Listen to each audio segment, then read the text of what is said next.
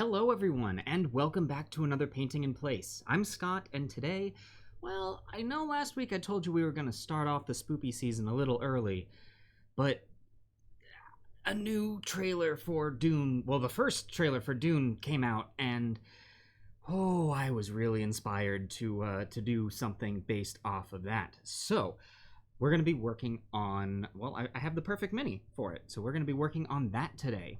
Before we get started, I do want to go ahead and just say a big old thank you to all of our patrons for helping us to make these shows possible, and also letting everyone know that we have two giveaways that are currently going on. It's September, which is our birthday month here at the Adventures Pack. So we currently have giveaways going on our Instagram, Facebook, and Twitter.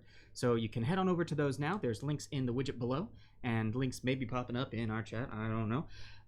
And you can win some awesome custom-made inspiration tokens, courtesy of our,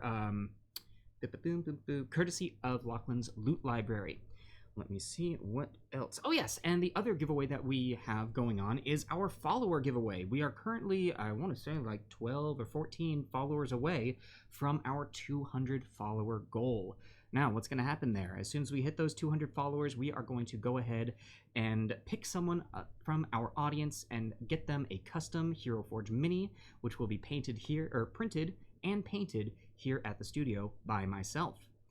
Well, I think that's about it. Ben, I see that we've got you here in the chat, and I see that you've done some enabling over there.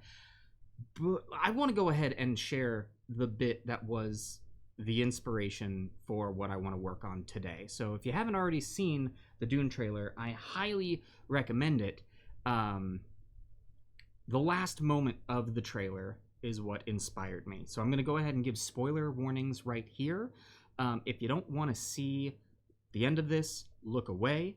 I'm going to pop this up and show you exactly what it was that made me decide, oh, we need to do this. Go, go, go!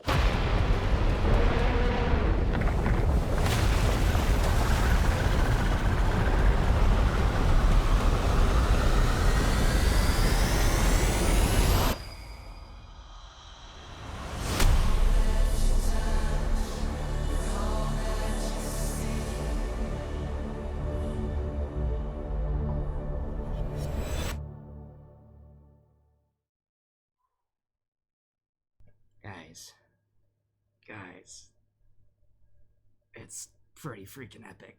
And like I said, no, stop, hold on, YouTube, stop it, go away. That's what I get for trying to show things. As I said, we've got the perfect mini to paint today. I saw the massive jaws at the end of that trailer and knew that I had a mini with those exact jaws. Now, clearly this guy is not nearly as big as the giant sandworm that we see at the end of the trailer.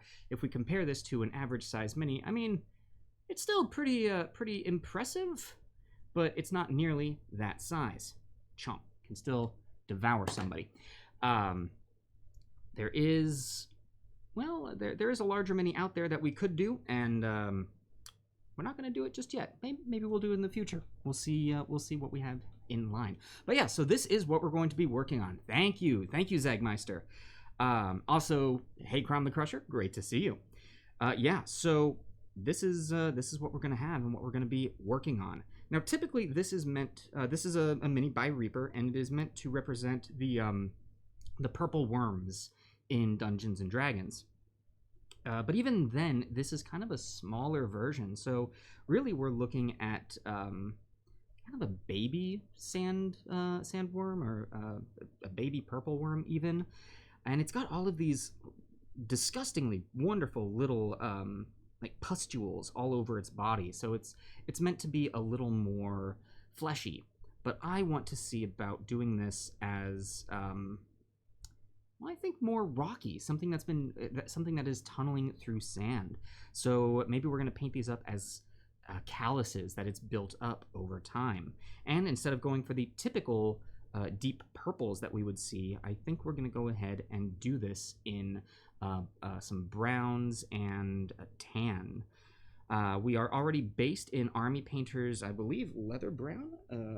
Yeah, Army Painter's leather brown. So I think with that, we can go ahead and get started. Manic Pixie Travel, I vote we just paint it different colors and make it a giant snake. Now that would be cool. That would be pretty cool. Also, hi Manic Pixie Travel, great to see you. Hope that you are doing well. Alrighty. So, honestly, we're gonna go ahead and we're just gonna start doing this. I've got some reference art pulled up, and I am noticing that for the most part, the sandworms are kind of a yellowish brown. So I think that's what we need to go with. This is kind of a too dark of a brown for me. So I think we're gonna use the aptly named color desert yellow here. It says it's a yellow, but honestly it comes across as kind of a brown. And if we want, we can darken it up. We've got some different washes that we will be able to do for that. So, as we get started with this, how's everyone doing today? How is the start of everyone's week? Now, my week has been off to a rather slow start. I have my Monday night game, Beetlejuice Worm. I know you all want this to be the Beetlejuice Worm, but we're doing this as kind of Dune inspired. We'll do Beetlejuice some other time. Now, here is some fun fact. Actually, on the subject of both Beetlejuice and Dune, why can't it be both? Oh, this color is going to be perfect.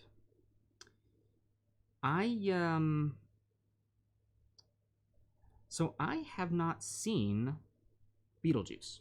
I've seen parts of it, but I haven't seen the whole thing start to finish. I also have not read Dune. I have picked it up, and I started reading it, and then I put it down. Not because I wasn't enjoying it, mostly because... Oh, let's also get our music going.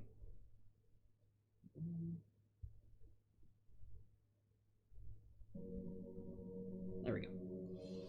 Yeah, not because I wasn't enjoying it, but because I was reading other books at the time. I was reading the Dark Tower series. Actually, still am. I'm still reading that. I know you're disappointed in me, Manic Pixie Travel. I generally, I just kind of assume that. But anyway, where was I? Right. So I'm reading the Dark Tower series, and I was reading Dune because I was on a road trip, and I finished the Dark Tower book that I had, and went to a Barnes & Noble to pick up the next one, and they didn't have it. And in the same section was Dune, and I thought, well, I've always been told I need to read this, so I might as well. And good lord, it's dense. Like, I am a firm believer in the anime style of don't explain to people like in depth everything that's happening. Just drop them into the world and they will figure it out. And it felt as though Dune was trying to do that. Unfortunately, they drop you into like a political lecture, essentially. That is a rough place to start a book. I feel as though that that is the place where they figured, all right, there's a lot of stuff going on here. This is the best way that we can convey all of it to a reader. So we'll just start here. And I would have much rather they feed you things as you went. Like as you grew and learned more, they then gave you more information, as opposed to try and give you every single bit of information at the very first chapter. I understand that it's a great book, and I'm not trying to say that I don't like it. I'm just saying that it's going to take me some time to get to it. But I am very excited for this movie. Now, on to the subject of Beetlejuice. Scott, why the hell haven't you seen Beetlejuice? It's a cult classic. Everyone should see it, and it's right up your alley. These are all things that I've been told, and I just haven't gotten around to it, guys.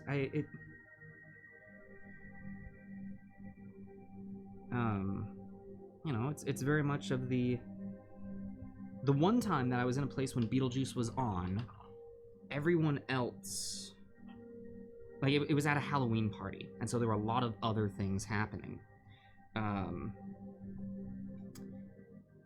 And every other time that people have said, oh my gosh, you absolutely need to watch it, I'm like, okay, cool, well, let's watch it. I'm like, well, no, you gotta watch it when the time is right. Or, you know, we'll find the perfect time to watch it. And I'm sitting there going, now's good. Now's a good time. So, it's not one of those things that I'm gonna actively go out of my way to see.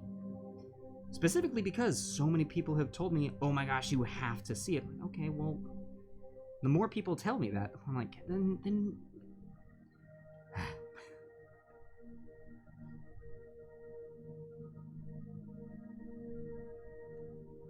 So, point being, I've seen, like, 3/4 of it.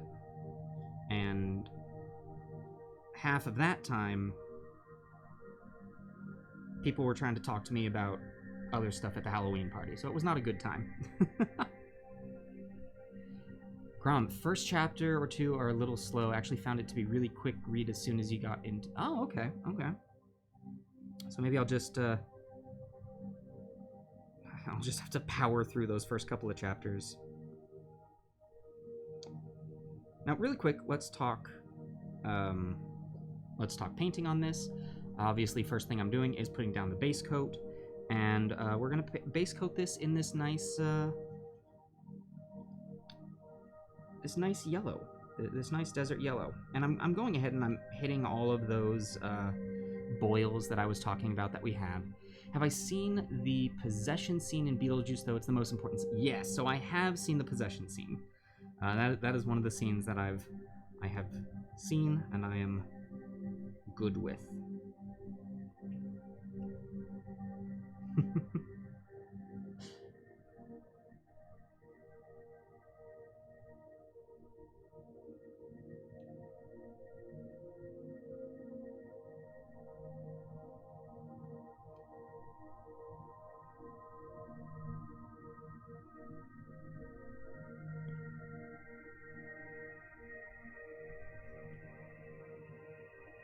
All right.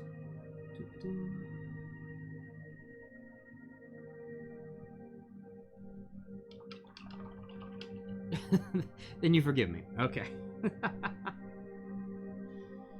Like I've said, I've seen most of it. And I am very good at tuning out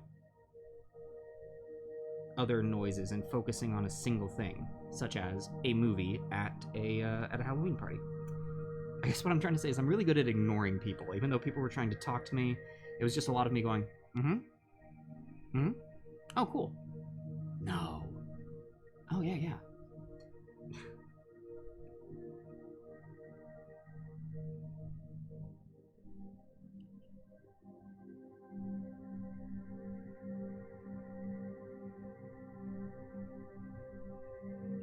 Really digging this color. This is actually turning out really nice. And I like the brown base coat that we've done.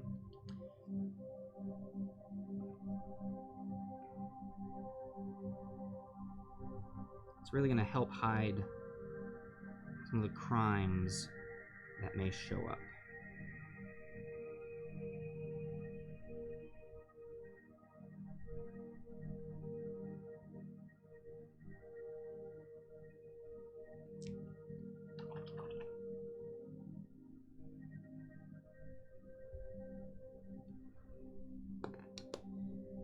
Man, I am definitely going through a lot of this desert yellow to start with.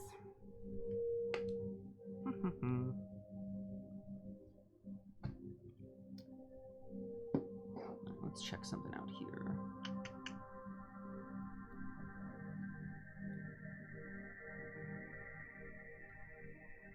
Whoop.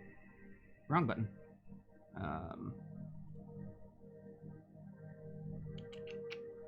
There we go. Okay. Pay no attention to the behind-the-scenes things happening, folks.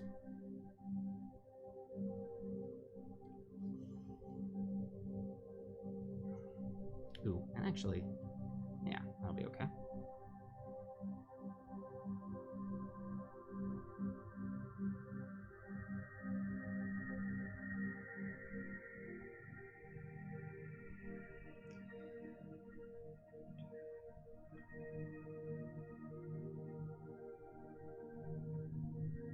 I like that he's bursting out of the ground here. Definitely gives that feel of he just showed up and he's there to mess with you.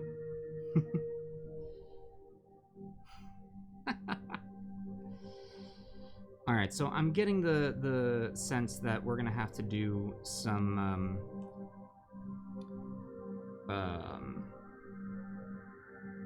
Beetlejuice inspired stuff come October.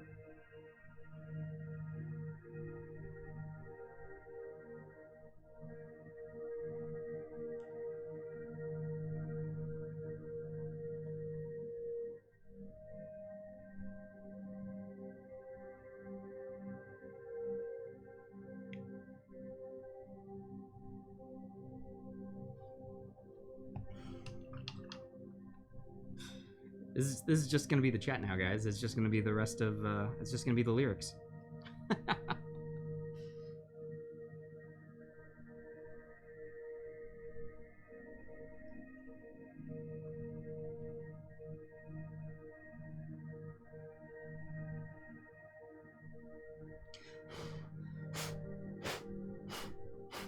Unfortunately, I've got my paint a little too watery, so we're getting a lot of bubbles.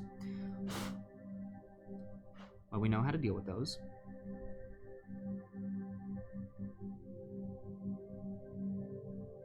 So what do people have going on this week? What is on your plate?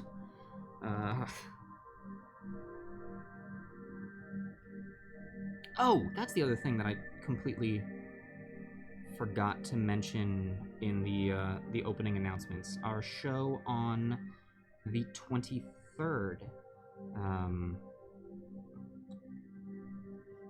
Wednesday, the 23rd of September, we are doing Dialect.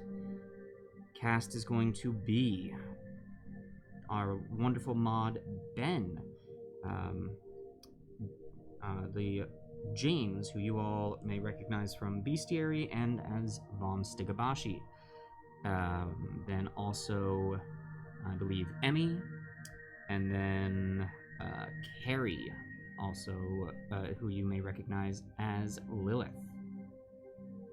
Am I missing anyone? That's the cast, right? Oh, no, and RJ. RJ, I almost... How did I forget RJ? It's gonna be a lot of fun. It's gonna be a wonderful evening of exploring language in a very specific setting. Come hang out with us. We'd love to have you there.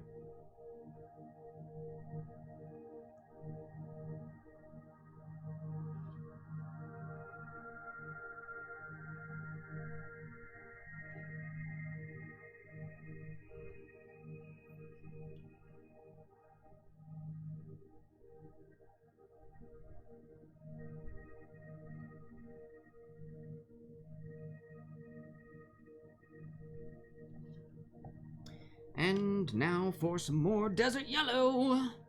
I know, I'll be in the chat for once.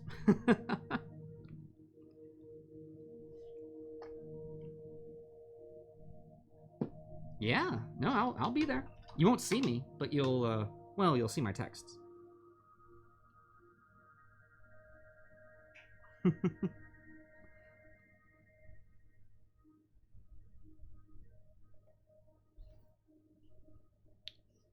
God, that means I'm gonna actually have to get on my Twitch account. Ooh.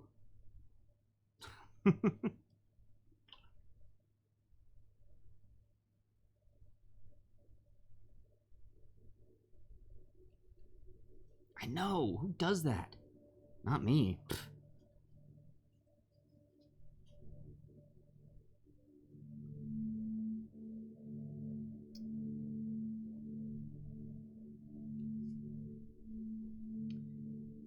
And actually, how can you break me if you're in the chat?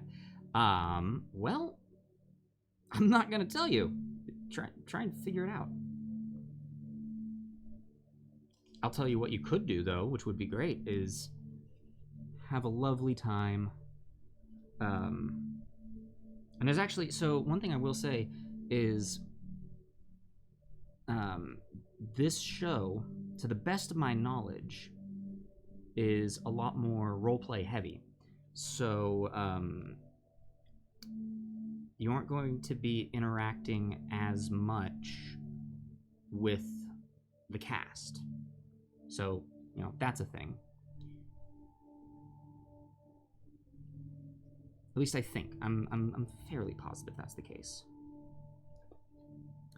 Frumpy Space Princess, hello, hello! Gotta get that spice. Yeah, no, this, we saw the Dune trailer when it came out, got super excited, and I realized, oh my god, I've got a sandworm in my unpainted minis. Let's do it. Now, I as I alluded to before, there's a bigger version of this. There's a version of this that it looks a lot less like the sandworm, and it looks more like a purple worm from D&D, but the thing is massive. It's larger than Cthulhu by a sizable amount. So that's a thing that exists. And who knows, maybe if you guys ever want to see another massive mini painted, another bigature, we could find that one. I'd have to get it first is the thing, but we could find that one and we could do it. But still, this looked just like it, and I really like the idea of doing this one.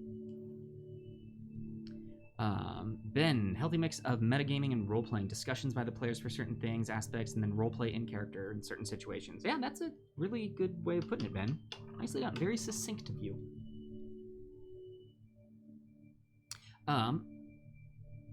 Also, really quick, Ben, I think that I saw at the very beginning you set it to 30-minute follow only. Would it be possible for us to go ahead and set that to 5? I think we can still be a little wary of folks, but I want to I don't want to punish any actual new people who might show up.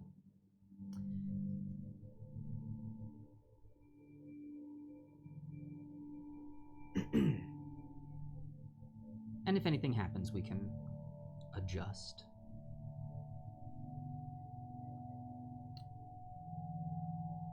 Oh, we can do 0 or 10. Let's do 10. Let's do 10.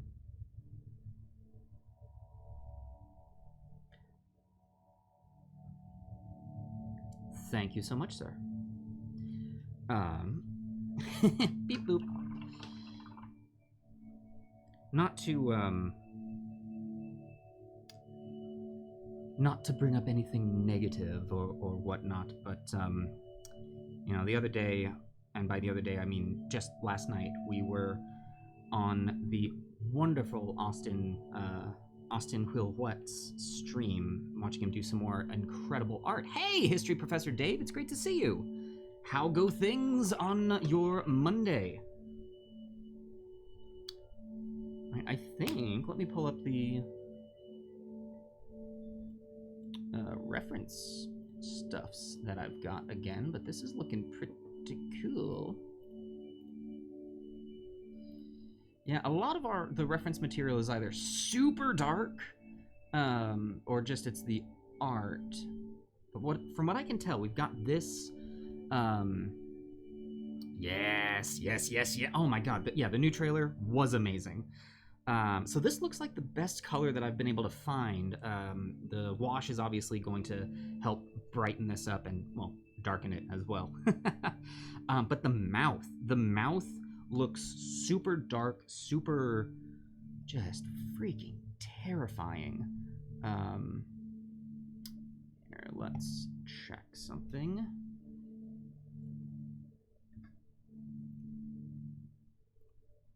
I was able to find one image from the trailer that looked as though it had been color corrected. Because, you know, trailers these days, they like to be super dark and make it difficult for you to see some things. But one reference material that I found that I really like is this one.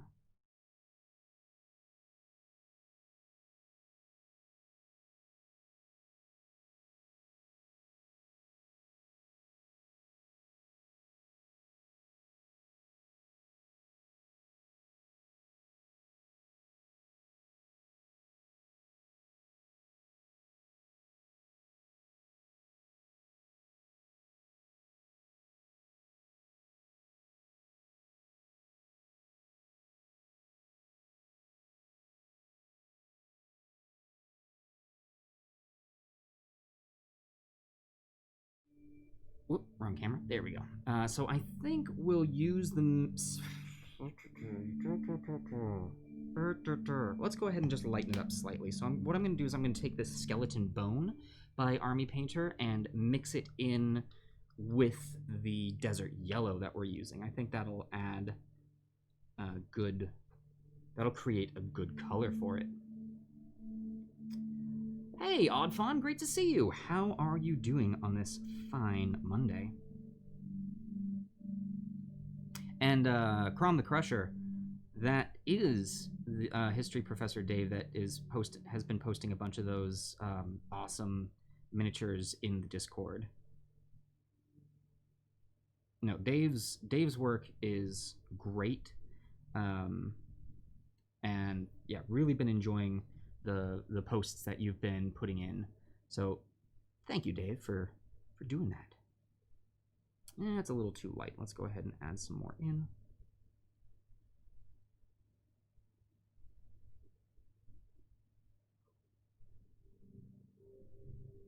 There we go. That'll be good. That'll be good.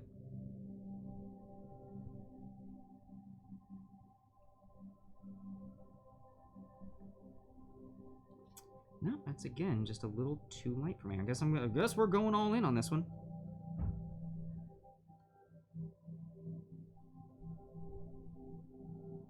Ah, there it is.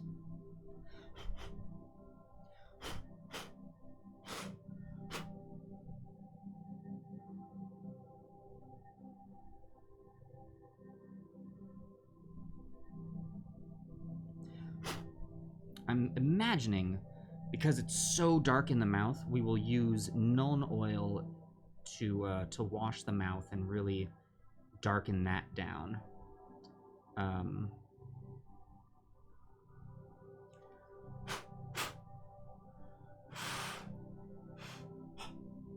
Man, that is a lot of bubbles in there. Oddfawn, so great to hear that you've been enjoying the Discord. We love having you in there. Yeah, so we're so happy to have you in the community. Got a glass of wine to chill. Oh man, Oddfawn, that's doing things right. That is doing things right.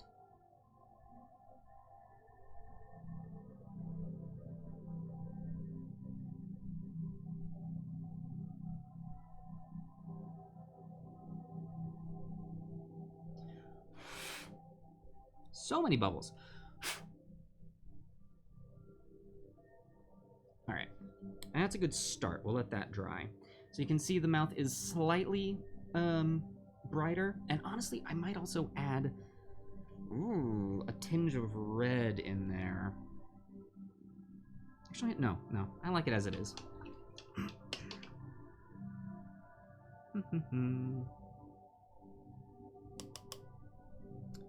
Ooh, you've got your dwarf minis started. Oh, sweet. I am looking forward to seeing that. Okay, so we've got the main base color done. I can see some places that we're going to have to put a second coat down, but now let's go ahead and hit some of these stones. And you know what? I'm kind of thinking we're gonna stick with a very similar color to this. Going for a more desert stony look. I'm definitely zeroing in on where this mini is going to be used. This mini is going to be used in a desert, and I'm okay with that.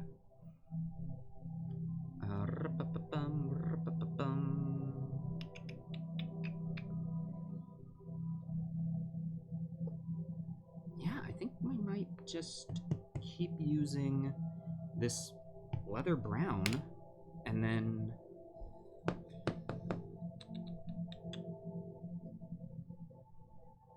you know what? Let's try something. Let's try this skeleton bone. I've already got it out.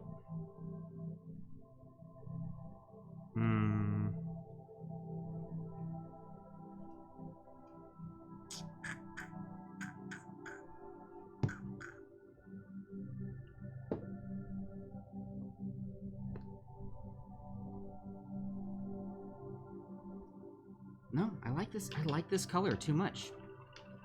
Could also be used in a cave, maybe. Oh, absolutely. Yeah, I think this could show up in a cave.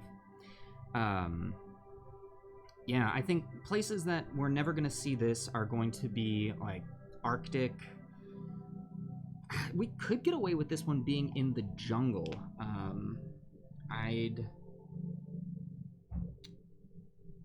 For that, I'd want to do something a little more like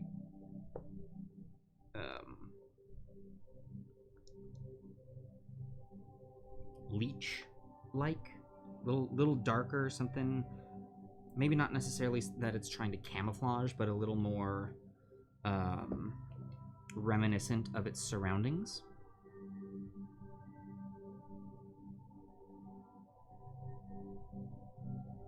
A crevasse. Yeah, no, this could pop out if we had a place similar to that of, say, like a Grand Canyon.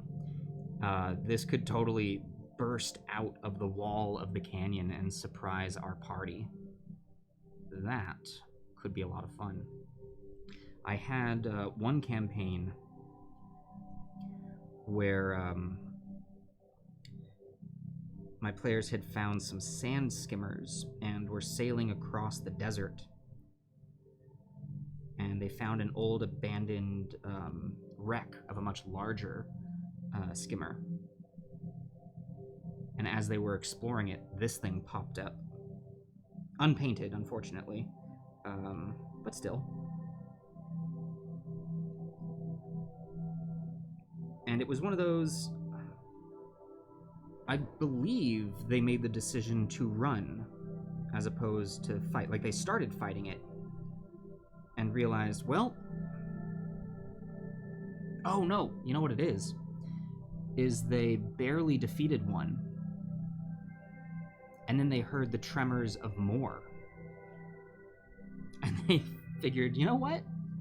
We don't need to be here. So let's go somewhere else. Your GM has found something that scares you, and that... Oh, no. Oh, no.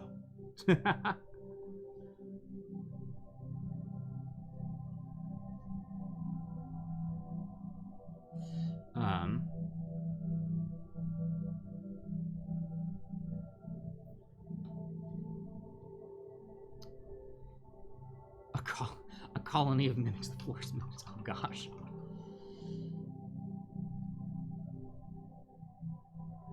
See, I would... another great reveal of something like this. Let's say you wanted to... Let's say you wanted to introduce your characters to the concept of, hey, not every fight is winnable. You could have your players in, say, a cave with a bunch of goblins, and they're up against like the hobgoblin boss or something, and they're looking at it going, okay, They're 2 or 3 turns in and realizing this is going to be tough, but we can do it. We can make this work. And then they feel a rumble.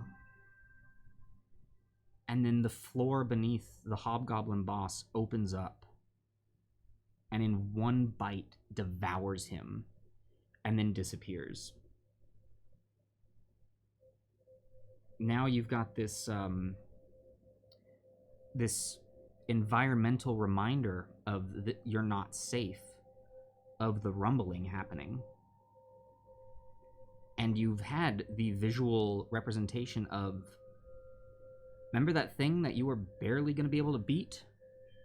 This ate it in one bite.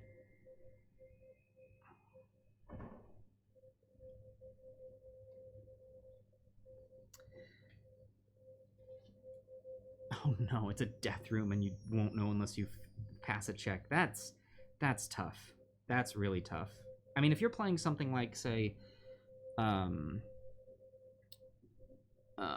of Annihilation? Yeah. Wait, no, is that the one? Is it Tomb of Annihilation, or is it...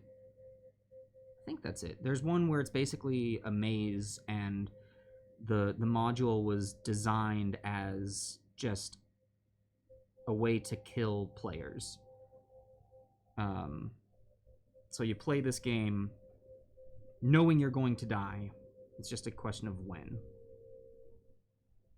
But if this is a long-term campaign, and you've been playing with this character for a couple of months, and suddenly you run into a room where it's an auto death unless you succeed one check. Personally, I'd never do that to my players.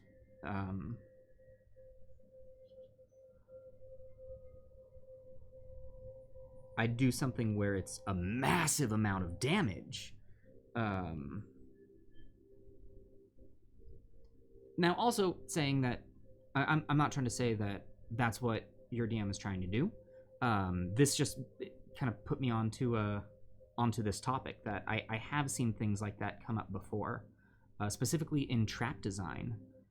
Traps and puzzles, I love doing them. I've messed up a couple of them. Everyone messes up. But I've seen people do that. It's like, yeah, no, I killed my whole party because they failed a dex save. Like, really? That's... I mean, okay.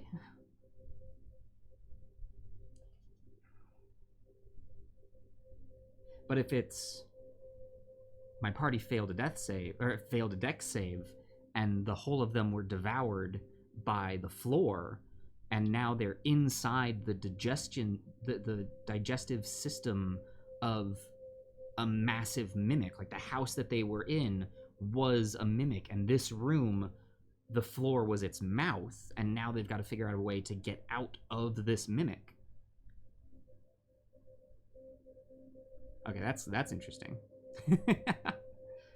See what happens when you just spitball?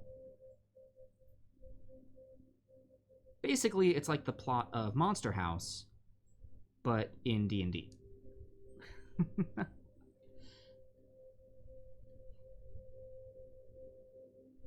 Well, Oddfun, let us know what ends up happening there, because that I'm really interested to hear how that goes, and I would love to hear what ends up happening.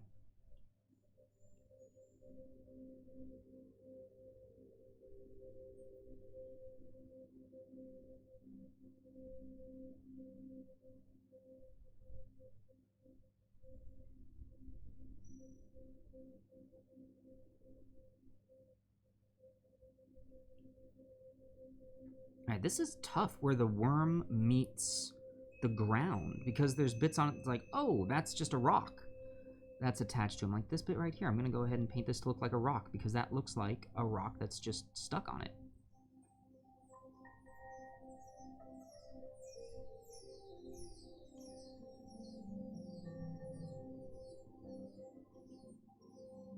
Might not be, but that's what it looks like to me. No, maybe not. Maybe it's just a disgusting pustule. Alright, that's looking pretty good. Okay. Oh my gosh. Big group of you. Most of the time you can work through things we shouldn't be able to through tactics. Very nice. I know how that goes. And that's also great when you've got a group of people that can work together. Not all parties work together. Just because you're playing D&D doesn't necessarily mean that the people you're playing with are gonna actually collaborate. I have run into that issue before.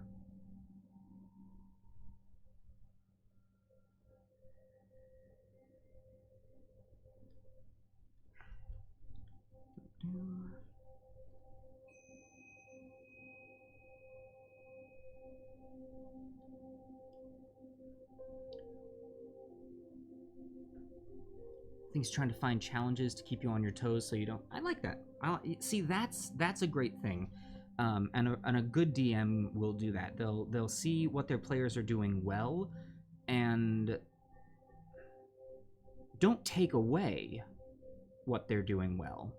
Don't go, I don't like that you're doing this, I'm going to stop giving it to you. Still give that to them, but start throwing things at them that maybe they don't do well. Give them those challenges that they have to overcome. That, I think, is a great DM. Let's see here. Can you, so Zagmeister, can you cut your way out of the mimic? Isn't the insides on another dimension? Yeah, I mean, I don't see why not. Like, I actually don't know off the top of my head if the inside of a mimic is another dimension. The only thing that I know that for certain is a bag of devouring, but not necessarily a mimic. I've always thought of a mimic as just a creature with its own digestive system. I would have to look that up. But I think that either way, an adventure inside of a mimic, having to figure out how to escape from it, would be an interesting little side something. Ooh, let's see. 2 of your players got into a fight last session after a disagreement over what to do with the bad guy they captured. So here's my question, Crom. Is that 2 of the characters or 2 of the players? Because that's also some very interesting dynamics to discuss. Odd Fawn living your best life as a tabaxi swashbuckler. Oh, that's awesome. I love it. A tabaxi swashbuckler. That's cool.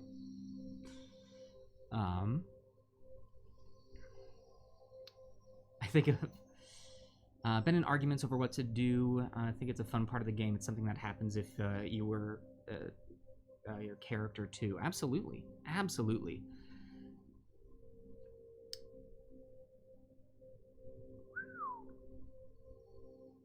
Okay.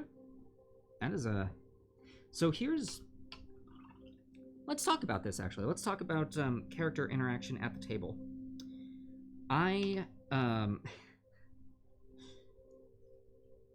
I've played a couple of games now, and most of the time when I'm playing, one person that I play with often is actually Emmy.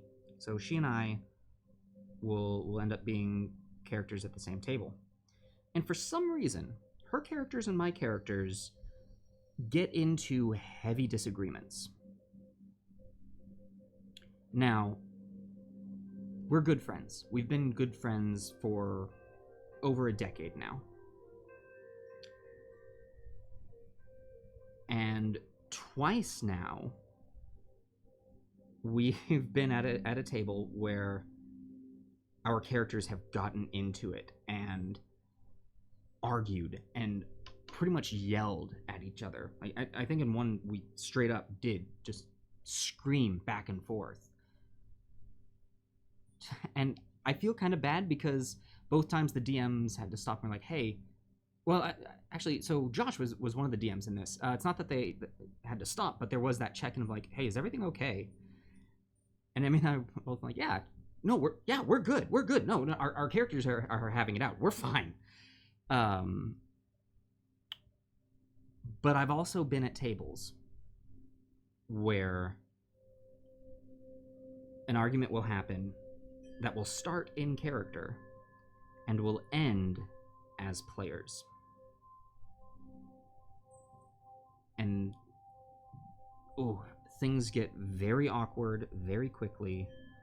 And if not handled properly, that can destroy a game. Like that can ruin it. People can say, well, I don't want to come back to the table because I don't feel comfortable there anymore. And that's rough. You never want your players to not be comfortable at a table. Which is also why, you know, anytime that I've gotten very emotional as my character, I will, when we take a break, or if necessary in that moment right then and there, clarify, hey, I'm fine, and I want to make sure that the person that I'm playing with is also fine. And just like, this is a game, and this is a role-playing game. Are we okay? And also, if it's someone that I can tell is not into that amount of roleplay, I'm not going to force that upon them. I'm not going to suddenly do that to them as either a DM or as the player. Now that I've done all that, let's go ahead and actually read some of the chat.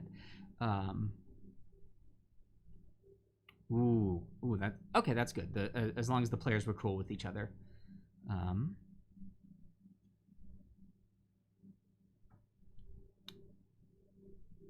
History Professor Dave, in those instances, man, I can talk. Letting it play out until it looks like they will descend into PvP, and then you pause and you have a conversation with the players themselves. It's not a line you like to cross, but every table is different. And so true. Every table is different. Yeah, at the end of every game and every session, guys, it's a game. We all want to be having fun. And if someone's not having fun, something's wrong.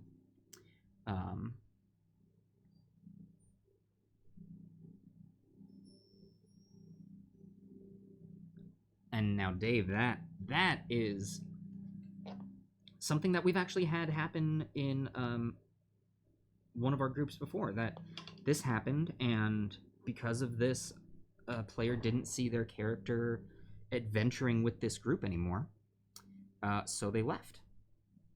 All right, really quick, before we keep going into this.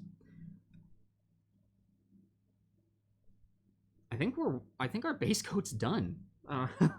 I know that was quick, but I think we're ready to get on to washes and highlights. Actually, I see some stuff we got to do up here around the mouth. So let's go ahead and fix that.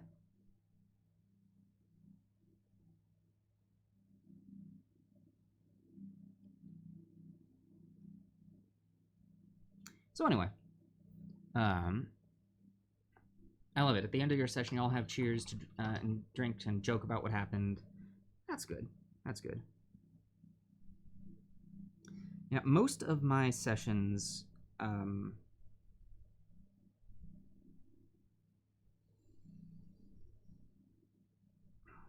mean, I've been lucky that pretty much all of my games, everyone gets along. I've had a couple where I've had to take some people aside and say, hey, either that wasn't okay, or like you're moving into territory that you shouldn't. But I haven't had to do that often, and I'm very grateful for that. All right, are there any rocks along the base here? Because I love the rocks that are crawling up on its body as it's bursting out of the ground. I want to see if there are any others that I can find that look like they're a part of it, because I want more of those details. But also, I got to make sure that they're details that look as though they could exist. I can't just draw a rock on this and call it good. Oh, actually, I see a bit that is his body and not the rocks as I had painted them. So I'm just going to go through and clean that up. Also, that's interesting. It looks like part of this mini actually goes all the way down to where it will be based. That's nice. That's really cool. Such interesting sculpt work. The more I work on minis, the more I feel as though I appreciate sculpts. Still known as the cat that fell out of a tree and didn't land on my feet 8 sessions later. It is amazing what will stick with people. Oh, it's true, Ben. Poor Rona.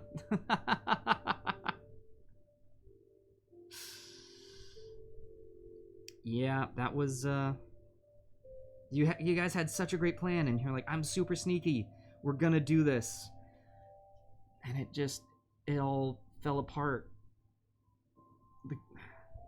The curse of the dice, you know? Sometimes they're with you, and sometimes they are really against you.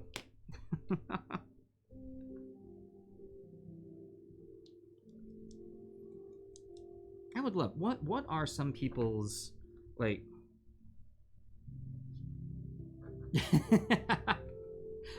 Yes, exactly. I don't know if anyone here is familiar with the webcomic Order of the Stick, but this is a webcomic that's been around, like, I would read this in college. It's been around for so long. And it's about these D&D characters. Yes, Oots! It's about the D&D, or characters who live in a world that is run by the rules of Dungeons and Dragons, and they're all aware of it. So there's just a lot of meta jokes going on, and very early on, Ethan, the bard, who, bless his heart, has a negative to his intelligence, but has such a high charisma.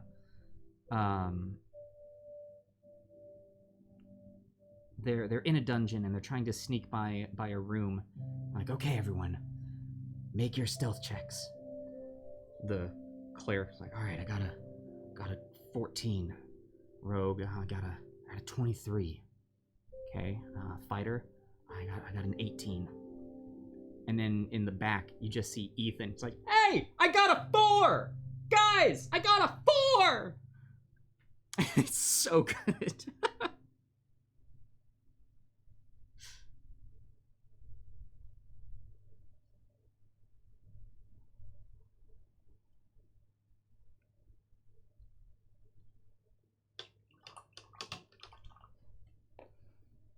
Alrighty. I think the base coats are done. The mouth is looking very similar to the body. Don't worry, it's going to look very different once we get to the actual highlighting and the washes and all of that. Hey, Shady Scott, how's it going? Thank you for joining us.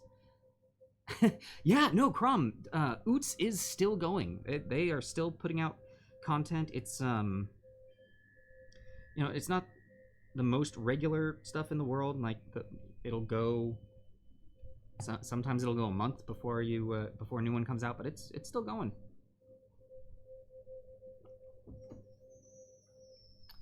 Yes, you do, Shady Scott. So some of you may notice that there's now a 3-month sub badge. If you've been subscribing to us for 3 months, there's a special badge next to your name that shows you.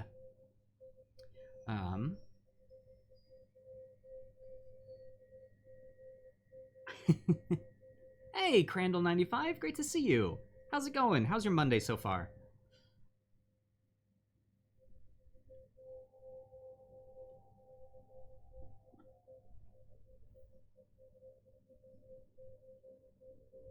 Yeah, so we've got the 1 month, we've got the 2 month, and we've got the 3 month sub badges. Those are all up. The next badge that you'll be able to see is a 6 month sub badge. So it's going to take a while to get there, but we've got something for that too.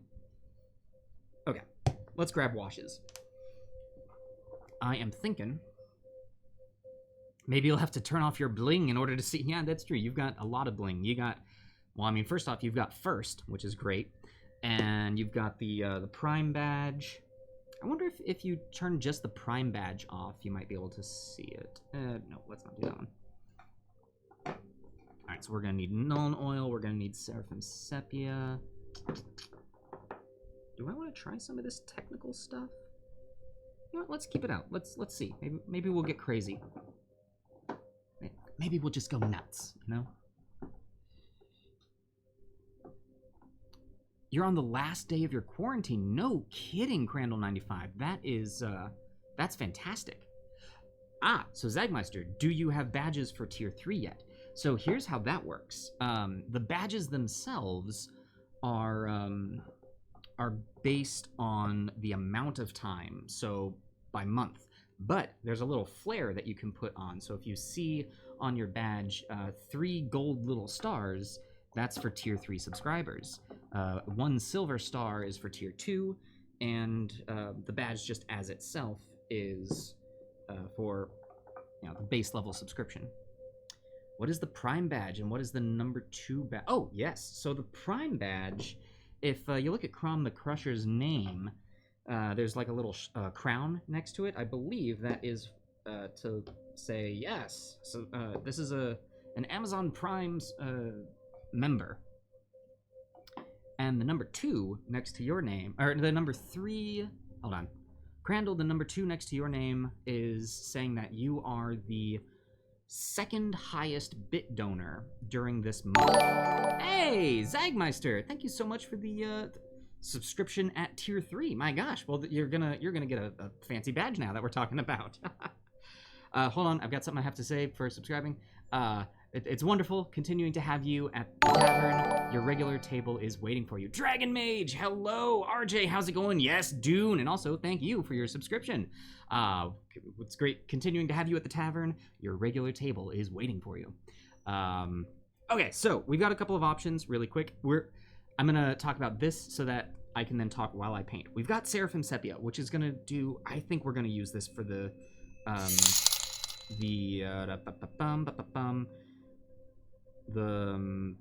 worm, the sandworm, because it's gonna highlight those yellows really cool. We could use Agrax Earthshade, and that would make it more brown. I think we'll do Agrax. I don't know, we might do Agrax Earthshade on the rocks. I might just do Seraphim Sepia on the whole thing, except the mouth. We are going to use Nuln Oil in the mouth to darken it down. So, with that, let's get to it. Popping this open. Seraphim Sepia is a lovely color. I greatly enjoy it. Zagmeister, can I has badge now? So you might need to go into the settings. So the Zagmeister, you currently have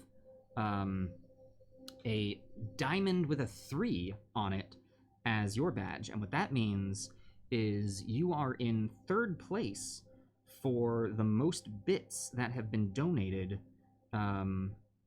this month. So every month that counter resets. Crandall95 with the silver 2, that means you are in 2nd place for the most bits donated, and I believe it's Babs who should have a golden 1, which, you can all guess where that's going. Other things that may pop up next to your name are what looks like a birthday present with numbers 1, 2, and 3, and a color associated with each of those.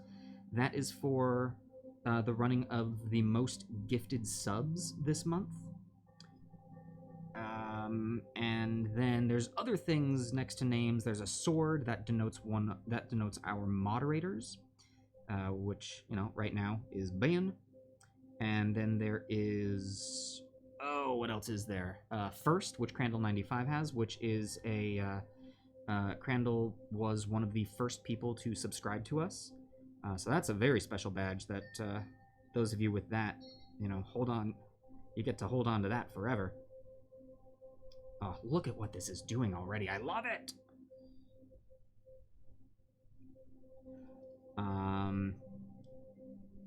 Is there a badge for the all-time highest? So, yes and no. we can go into the settings and say, hey, rather than monthly, turn this into an all-time thing, so that it won't reset every month. I think our options are it can be daily. I don't know if it can be weekly. It can be monthly, and it can be all-time. Right now we've got it set at monthly, not out of choice. That's just the standard. When you are setting all this up, it's what Twitch is like, hey, this is what we do, and if you want to change it, here's where you can change it, but for now it's gonna be this.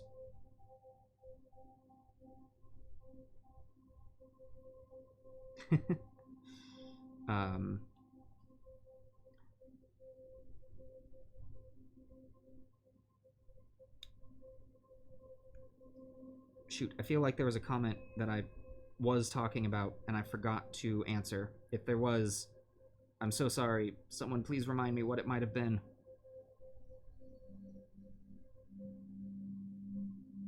And do I? Yeah, I like this for the rocks as well. We're gonna do this for the whole thing. Seraphim Sepia is a great wash for desert-ish colors.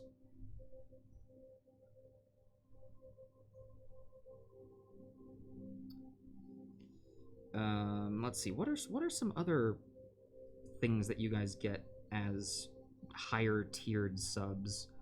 You get more inspiration points. Like your inspiration point multiplier goes up rather significantly, actually. You get access to the tier 3 emote, which right now is the Watcher. It is an eye that might not mean much to you right now, but give it time. Scott with all of his secrets. And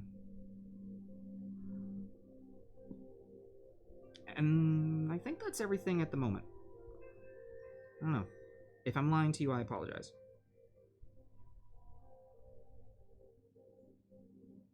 You guys, look at that. Look at how freaking cool that is.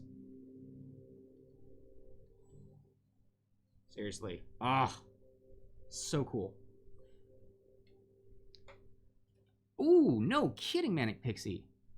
Did your final pass on the podcast? I'm excited.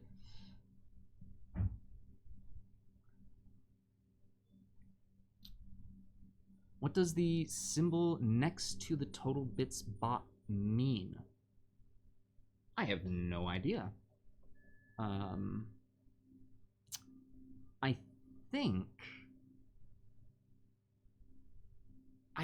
think you get badges in Twitch itself, so not associated with our channel specifically, but Twitch as a whole gives you things based on the number of bits that you've purchased.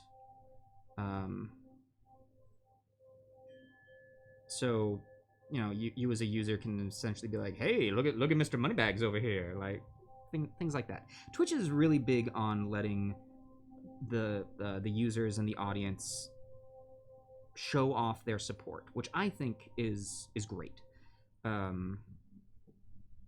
Because it's one thing to just support a channel and be like, yeah, I give to this channel, but then being able to actively show, yeah, I give to this channel and here's what I've got because of it.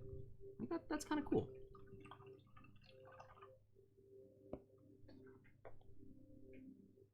Oh, so actually, looking at it, Crandall95, Zagmeister, you might not get to see the tier 3 badge, because that looks like it's taking up the slot that your first is.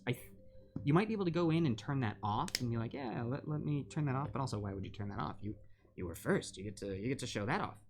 I'm not sure if you can turn that off or not, but at this point I'm just talking. Alright, while we wait for this to cool, let me see if I missed anything. Nope.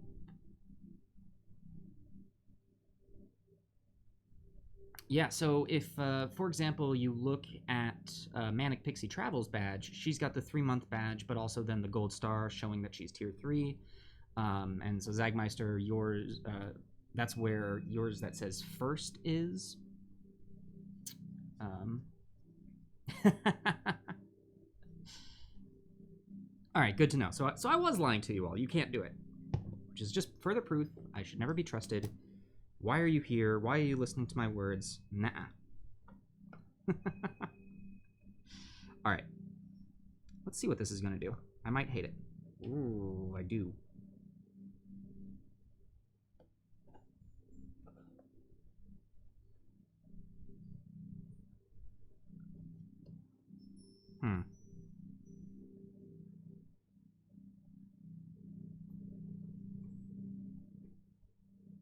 Well, actually, no, I don't. I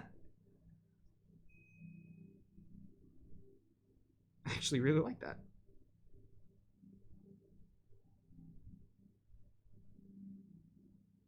Oh, God, that's terrifying. Oh, God, that's really terrifying. I look away, and then I look back. I'm like, ow! Also, Crom, I forgot to say, thank you for the 100 bits. I don't think I've got the bit calculator up during this stream. Do I? And we've learned that if the bit calculator isn't up, like if the gold tracker isn't up, it doesn't actually go towards the gauntlet. So I may have found a solution to my players embezzling. That's okay. I'll add that towards the goal.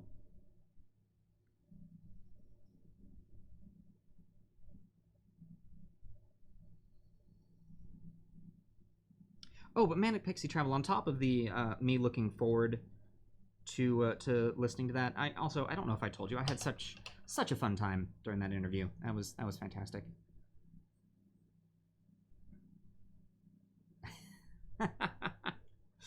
Yeah, merchandise isn't happening for a while. Here's the thing. We've got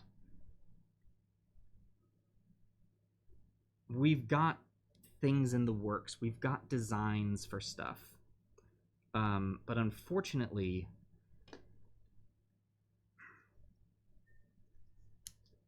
you know, to sell what we want, we need a website. We need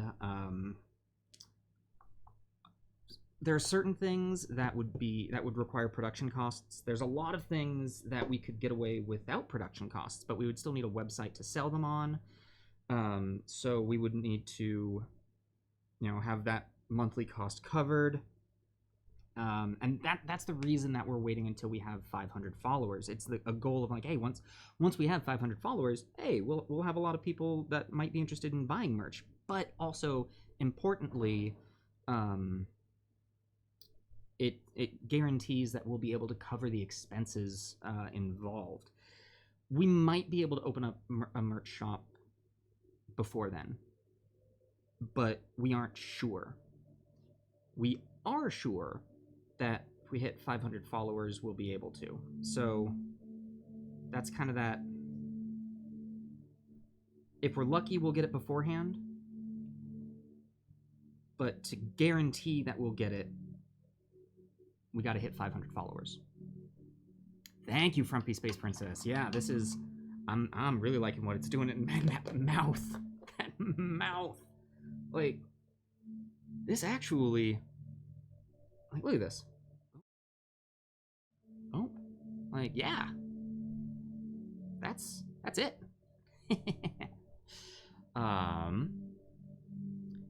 Weird question, but what % of the money we donate as bits actually goes to us? I imagine Twitch takes a bit of it. That's a great question, Crandall95. So actually, they do take a bit of it, but they take a bit of it when you buy bits. So I believe that the conversion rate in real people money is 1 bit equates to about 1 penny.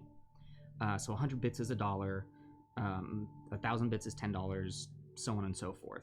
And as far as bit amounts go, you know, we get all of that. Whatever it shows up on the screen of this person donated this much, we get that. Twitch does take, you know, a small cut when they do payouts, like transaction fees and things like that. But it's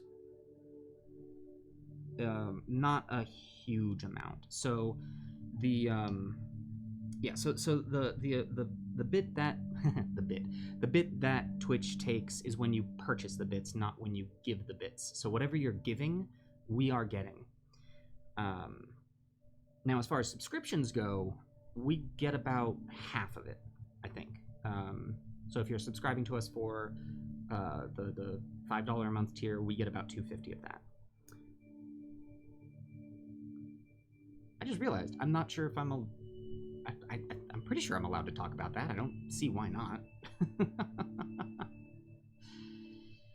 Manic Pixie Travel, that is totally fine. Things were going on. We get it. We understand how moves can change things. Yeah, no, we totally get it.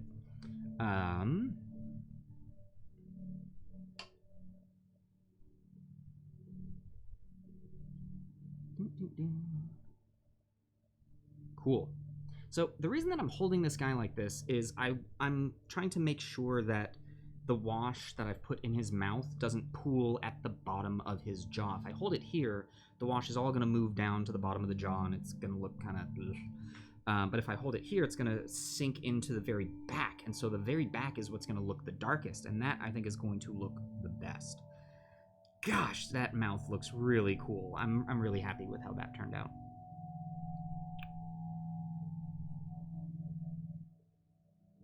Yup.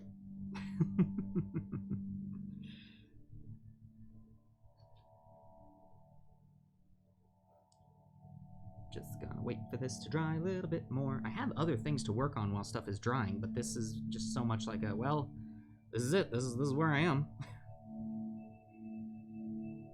Because I can't really set this guy down. Maybe I could. His back is pretty dry, actually. Let's try this.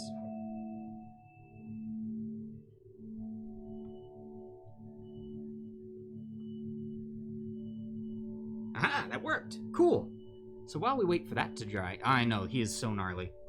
While we wait for him to dry, we're gonna finish up this gravestone that we did last time.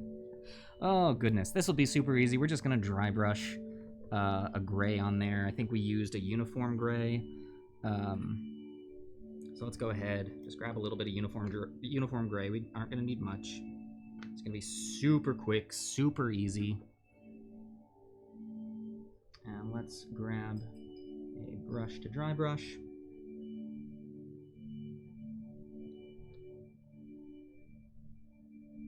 There we go.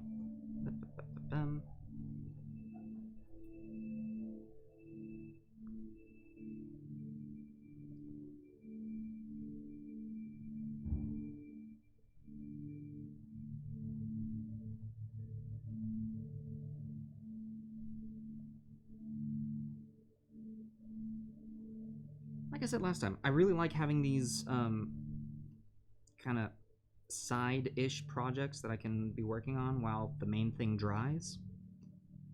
Because when we did this, you know, the original format where I just work on one bit of the process and then be done and move on to the next bit of the process, the drying all happened off camera. But now we don't really have that luxury, so. All right, and then we're gonna use a much lighter gray to, where'd that one go? Eventually we're gonna use this one. Where did my, ash gray. This is why I should never put things back in order. I pretty much don't. Where'd you go? Ash gray. Ah, there it is. Sometimes if you can't find something, you just gotta slow down and take a look, take a breather, and go, okay. Alley-oop. Boom. Also, while we're here, just a brief reminder that our birthday giveaway is happening. I know the chat is occasionally letting everyone know this, but yeah, why not? Birthday. Hey, yeah, there we go. Thank you, Ben. Here I am trying to talk about something, and Ben just does the smart thing and posts the whole. Yeah, you can win the win the inspiration tokens.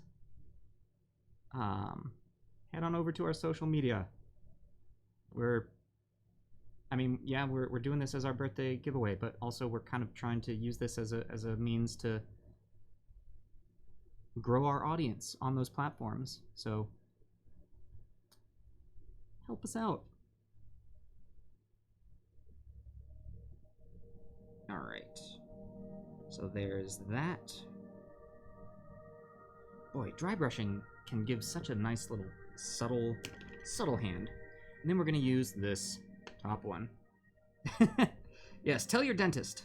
Maybe after they've done work on your face. Mouth, that's what a dentist works on. Teeth, that's what a dentist works on. I eventually got there. We started big and we zeroed in on it.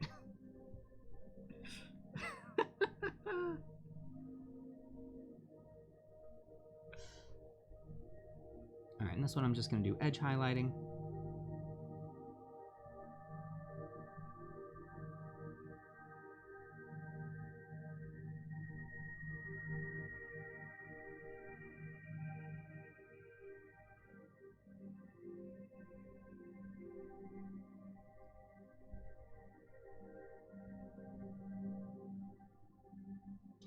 And there we go.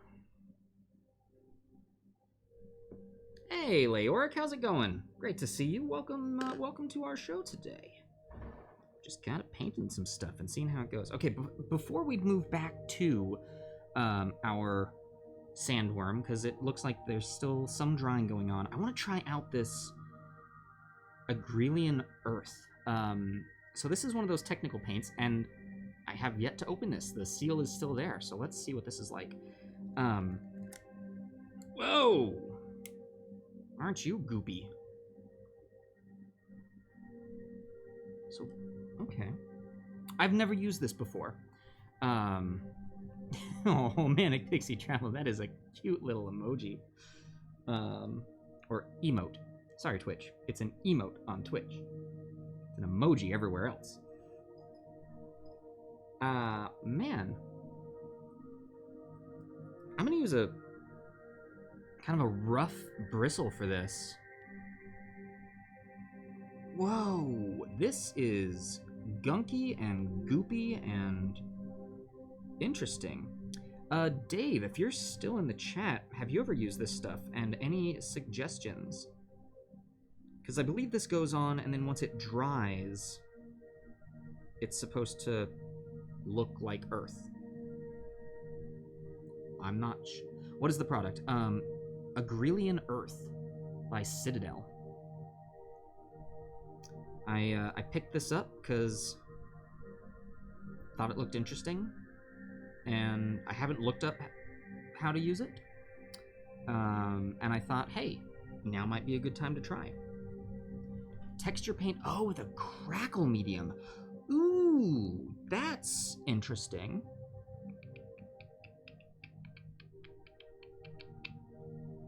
It will look like cracked earth or mud when it dries. Oh, okay, okay. Okay, well in that case, I don't think...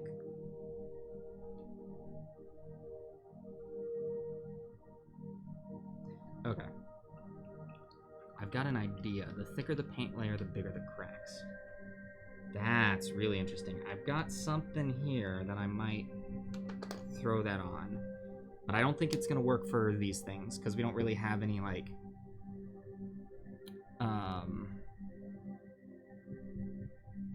any cracked earth going on. So I think let's go ahead and just give a really quick dry brush to the earth down there, that flat earth, because right, I got some silver on there. And that should be more than enough.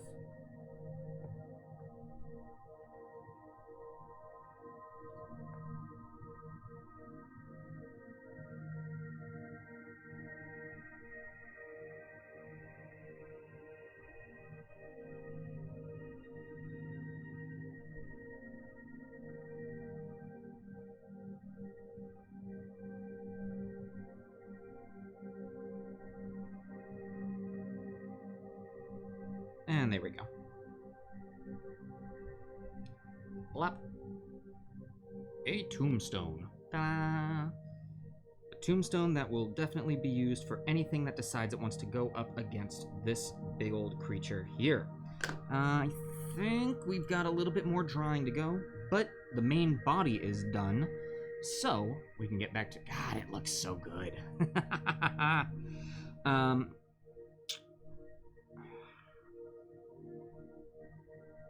I could paint every little pustule on here, but honestly, I like what it's looking like right now. So you know what that means. It's time to highlight this. And call me lazy, but I'm gonna dry brush it. Yeah. This is happening. So, starting with the original color, we'll do layering in the mouth. I definitely need to layer those teeth. But the body...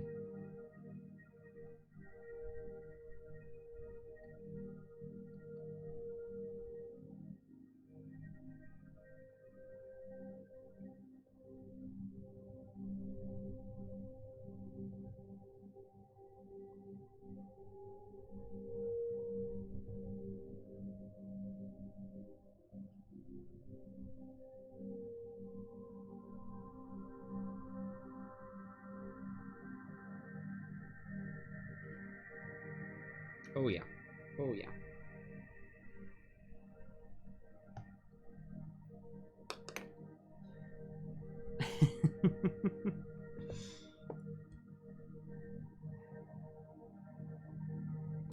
Is this when I bring up my shame again, everyone? I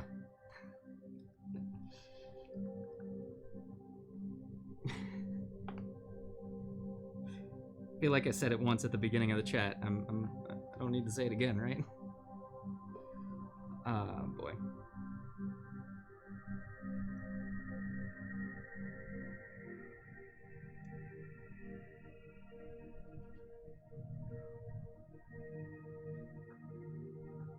Okay.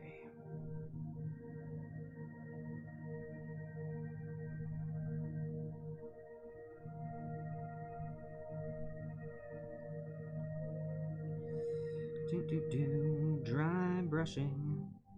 Could probably be using a bigger brush to do this. That's okay. This one's working fine.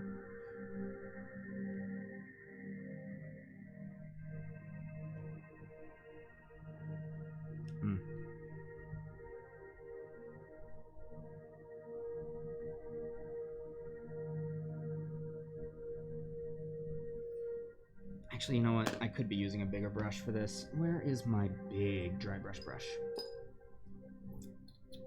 Here we go. Yeah, nice stiff bristles.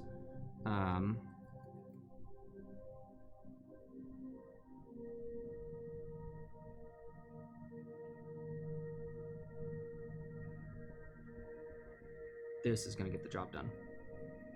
Yeah. Oh, yep, that's the ticket.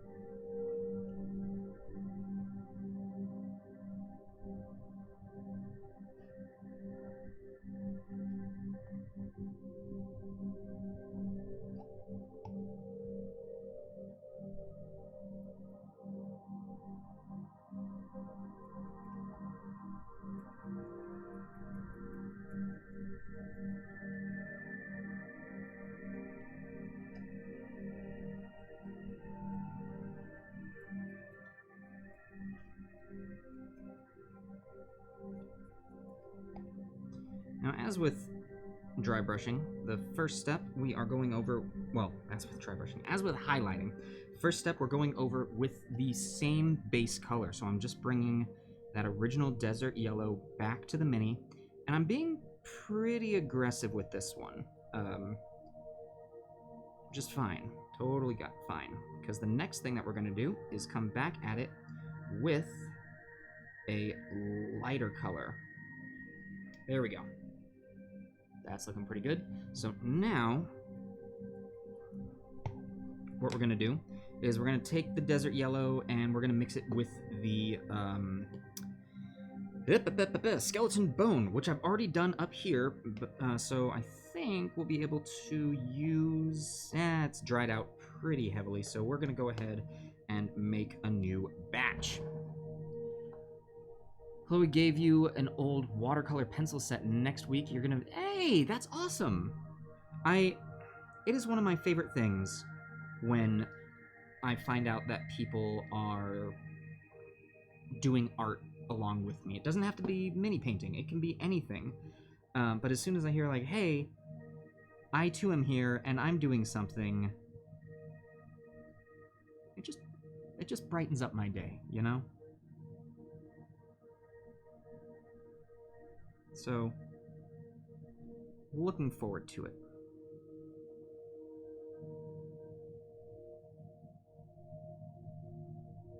Alright, there we go. That is a pretty heavy amount. So I'm going to take it off of my brush onto the paper towel, and I'm actually then going to use that bit that came off of the paper towel to get some onto my brush, and go back to town.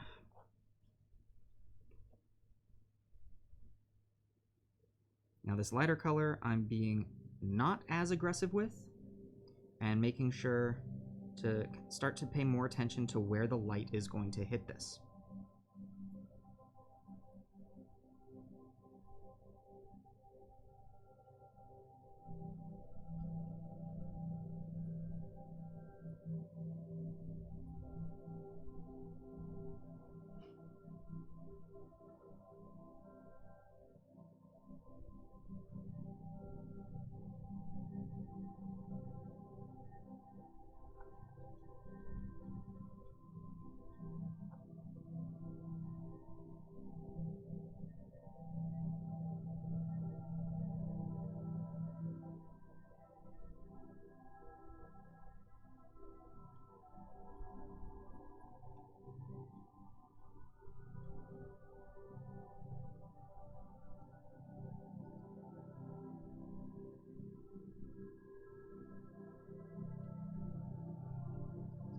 There we go. And now we're just going to keep adding more and more of our skeleton bone to it to keep just lightening up the color more and more.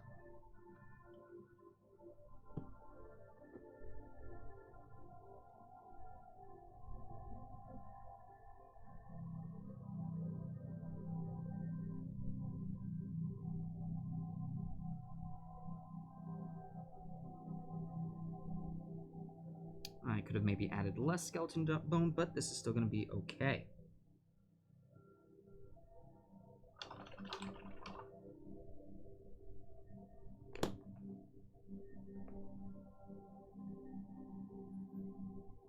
I'm trying to do my best to get as much use out of this one paper towel as possible. Dry brushing can definitely have you start to go through paper towels pretty quickly.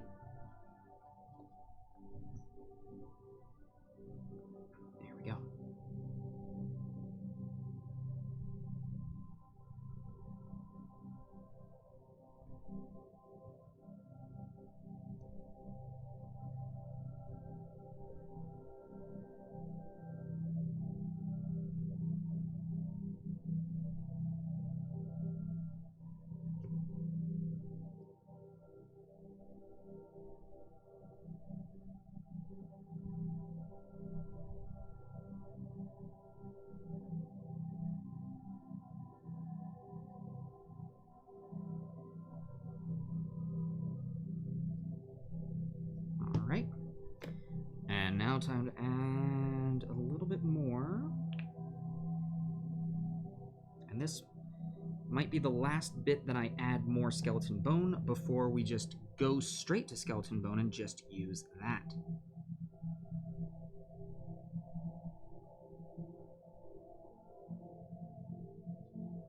Alright, there's that. It's looking to be a good color.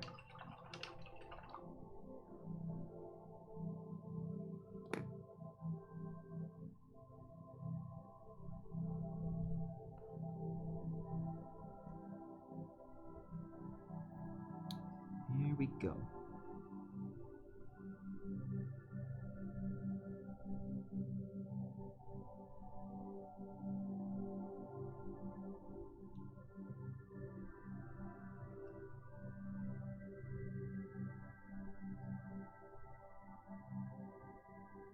Honestly, I might leave that there. That's looking pretty good.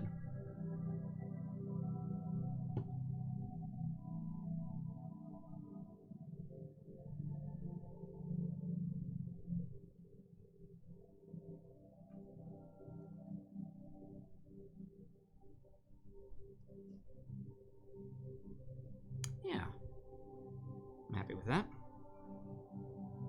Cool.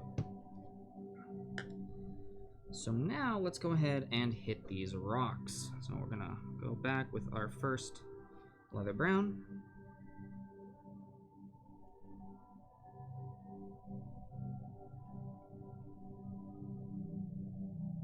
And this one here is gonna need a little extra attention because it got some of my other highlight on it.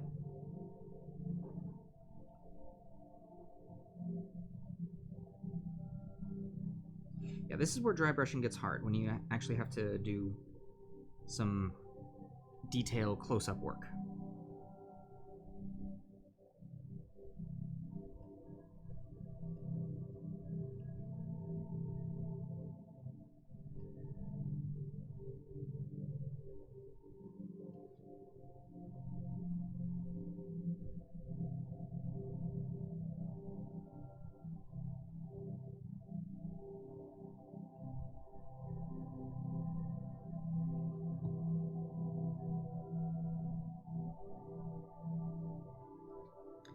I'm actually going to switch over to layering now, because there are some small rocks in here that I don't want to lose.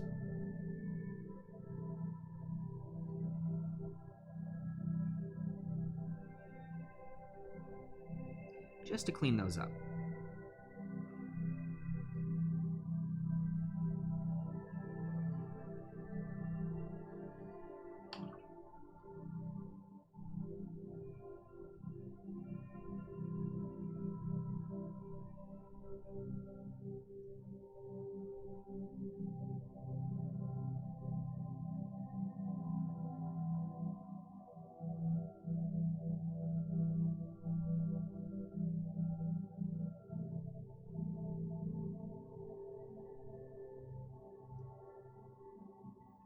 Alright.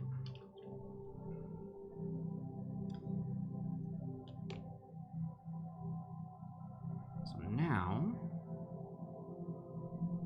let's go ahead and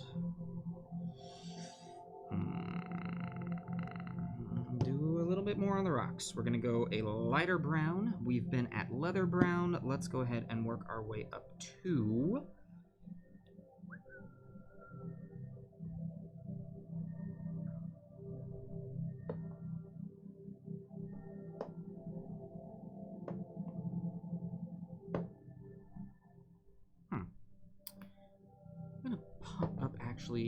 we're going to add a little bit of warrior flesh. That's going to lighten it up nicely. And I'm not going to need much of this. So the warrior flesh is a reaper paint. So because of that, it's very high in pigment. So a little bit goes a very long way. Just going to use drop. There we go.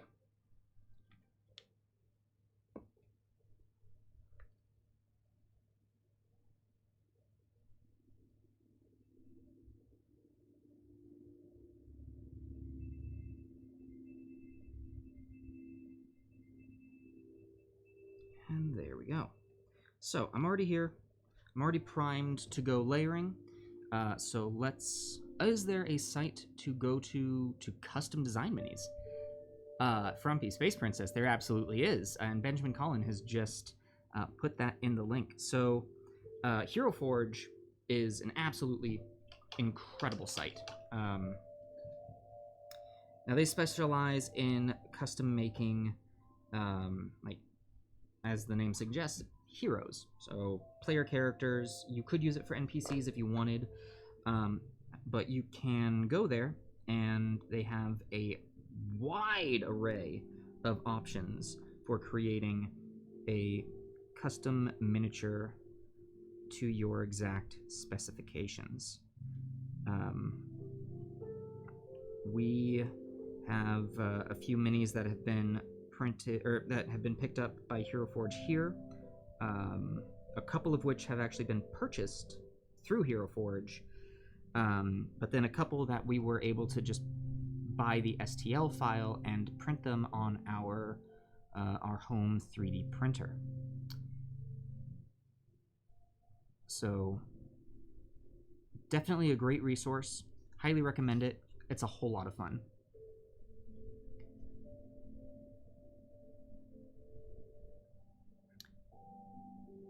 Yeah, so I believe the base layer plastic that you can get, to the best of my knowledge, it's still recommended go one step higher. It's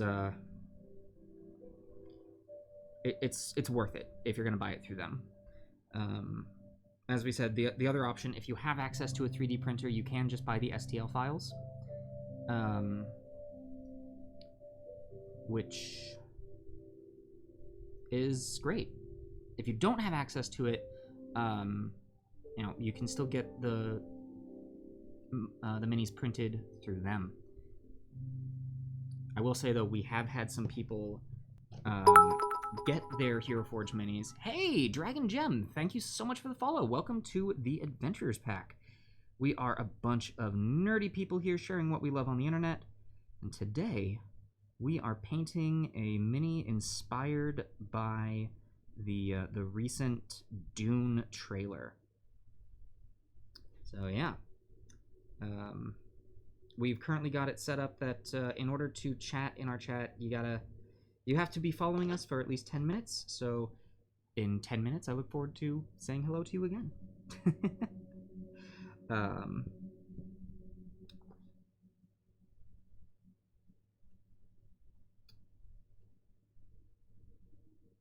I think I was done with my thought. I think that was it.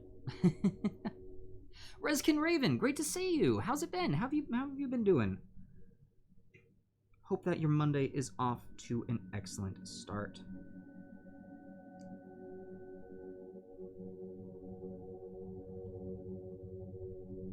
But yes, so Shady Scott did mention in the chat, that is what the follower giveaway is. So once we get to 200 followers, which I believe our counter might be off by a couple. I think we're actually at like 180 or 186 or so. But once we get to 200, we're gonna pull someone from our audience and say, hey, design a Hero Forge mini. Send us the link to your design. We will buy it. I will print it at our home 3D printer here. I will paint it live on the show, and I will send it to you. Kind of like what we did for Fury, if you recall. Okay. Glad to hear that things are going well for you, Reskin, and we're doing pretty good. We are doing pretty darn good today. All right. I think the mouth is ready.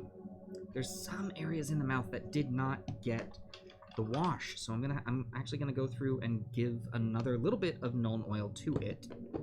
Whoop, don't go that way. Nuln Oil, here we go.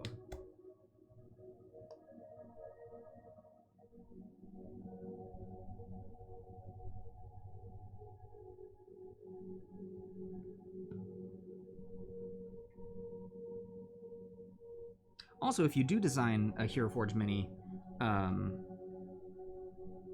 please put it in the Discord. I would love to see the design for any characters that you might be making. When I was actually doing writing a short film, I actually used Hero Forge as a way to just design the characters,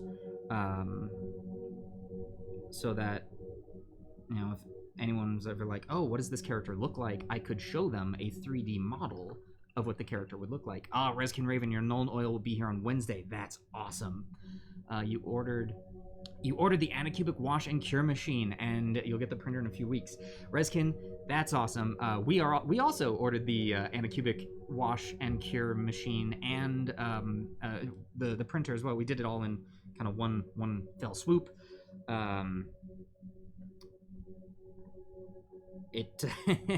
It should have been here on September 10th, but you know, they've got the thing saying, due to COVID, give an additional up to 30 days. So we're doing that, which is kind of nerve-wracking because that'll be right around the time that addresses might be changing. But no, it will be changing. It's not a might, it's a definite. But I'm really excited to get that. Right now, all of the minis that I'm printing are on a layer printer or an FDM printer, and you can just get perfect quality minis through a resin printer. Just so much better. Yeah, hopefully the neighbors will keep an eye out. Yes, the neighbors will keep an eye out. Our neighbors here are fantastic. We love them. If it should show up after we're gone, we're gonna obviously put our forwarding address in the mail. But should it show up, our neighbors they'll help us out. Okay, we're gonna wait for that to happen. While we're waiting for that to happen, yeah, let's do this. I prepped this crystal to be painted, because why the heck not? Let's go ahead and do one of these. People in the chat, what color crystal do we want this to be? Do we want this to be like a blue ice crystal? Do we want this to be a purple energy crystal? Do we want to have it maybe have sparks of electricity coming off of it? Blue, green. Oh man, yeah, green crystal could be maybe like gems in emerald green. All right, I'm seeing 2 votes for green. Ooh, actually, hold on. I think we can do this. There's a way that we can do polls. Ben, isn't there a way to do polls? I should learn this. This is something that we're gonna have to know in the future. Manage a poll. Yes, create a new poll. All right.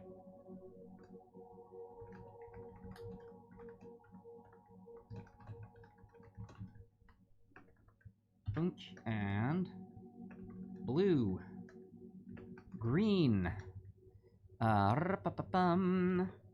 Let's see here. Blue, green. Do I hear any other calls? Emerald green. All right, let's put like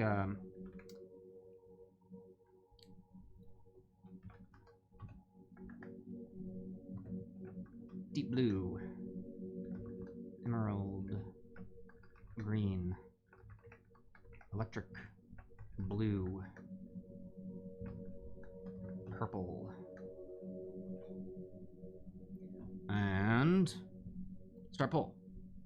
Did that? Hey, look at that. We are learning.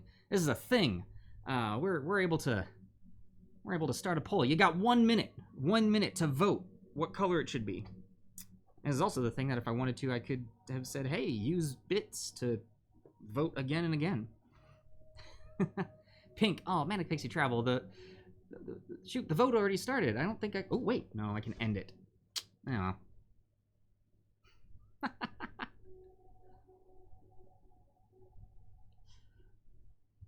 This is fun. This is fun. I'm happy to be learning this. I'll have to do this more often. Oh, man. Looks like we got like 20 seconds left. Vote now or forever hold your peace. Everyone in the audience, I think everyone should be able to do it. I know, pink isn't an option. I didn't see pink. I didn't see it. All right. Vote is in. We had 1 vote for electric blue, 1 vote for deep blue, 2 votes for emerald green, No votes for purple. All right, emerald green it is.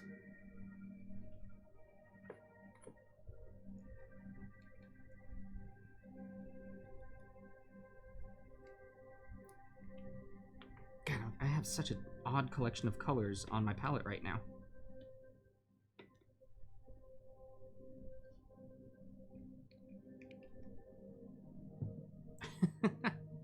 Manic Pixie Travel, there was a poll that you could be a part of. That's where you vote.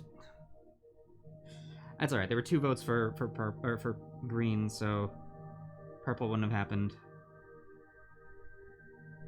Oh, this takes me back to the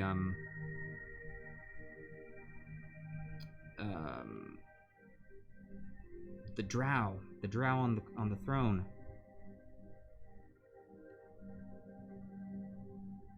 So these crystals actually are things that I 3D print when I'm running low on filament. Because typically most of the stuff that I print takes a couple of hours and a good amount of filament. And I don't when I'm running low on a spool, it I don't want to start a 3-hour print and run out of material like midway through it, because that would just be the worst, and then I just have to recycle it, and it's just wasteful, you know? But I found I have things like this. So I will typically print crystals, barrels, and tree trunks, like stumps, tree stumps. Oh, 2 votes for purple. Well, all right, we'll do purple on the next one, because I've got like 4 or 5 of these things. Also, hi Spoonkins, great to see you.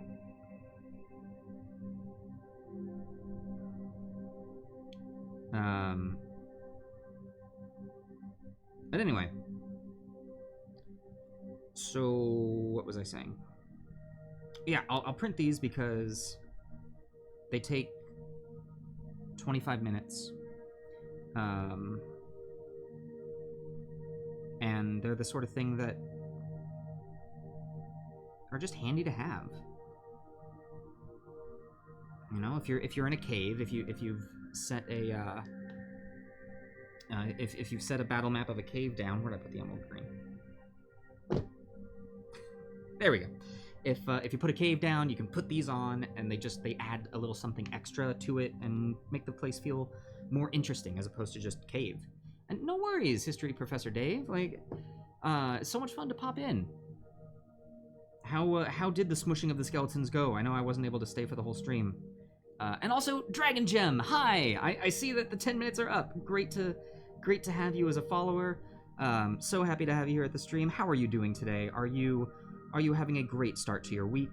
We certainly hope that you are.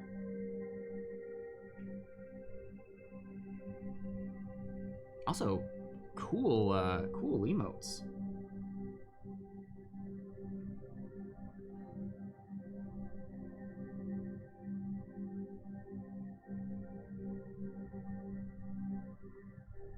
Oh yeah, so the thing that I was saying before, long before, it's not the greatest topic, but it is something that I want to address. We typically don't have a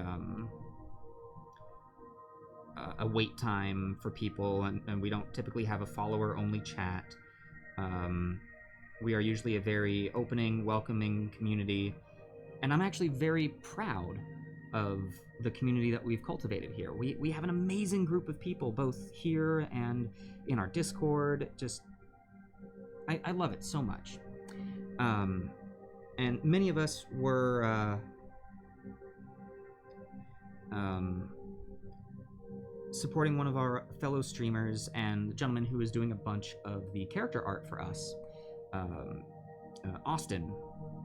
And last night we had a great stream going on, and unfortunately the stream was attacked by one very malicious troll who I mean, it was rough. It turned what would have been just a nice relaxed evening into an evening full of just nervousness, and let's be honest, fear, anxiety. It wasn't great, and yeah, I felt really bad for him. And so a few of us we stayed there, and we joined to kind of band together and help bring up the atmosphere that was there. However,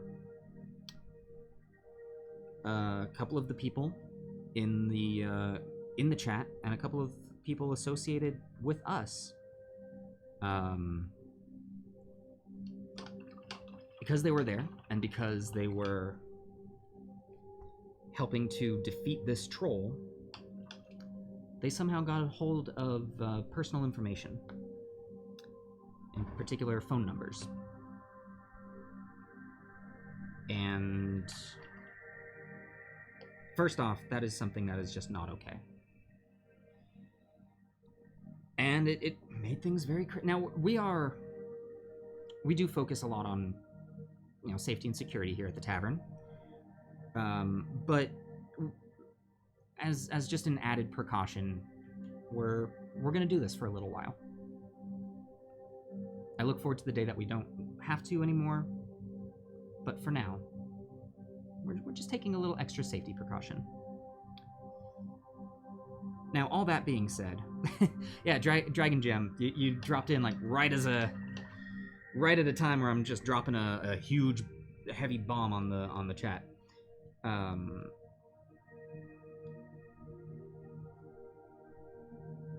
But on a much lighter note, I know stupid trolls ruining the fun for everybody.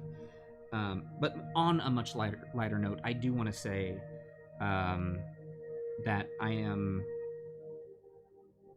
so overjoyed and happy, and I know I said the word proud, but oh, Dragon Gem, thank you so much for the subscription.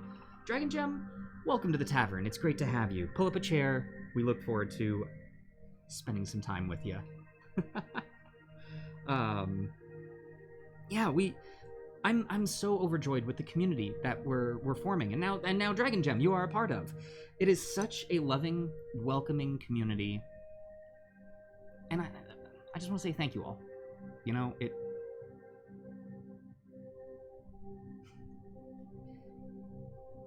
we didn't expect this. We did not expect this community when we started this.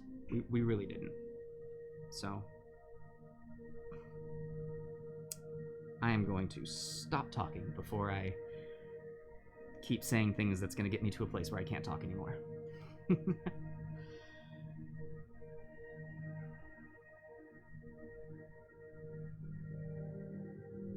Oh, also, actually, one thing that I should say is, last night has also made me realize that as we are growing, we're going to need some more mods. We are going to need to grow with our community.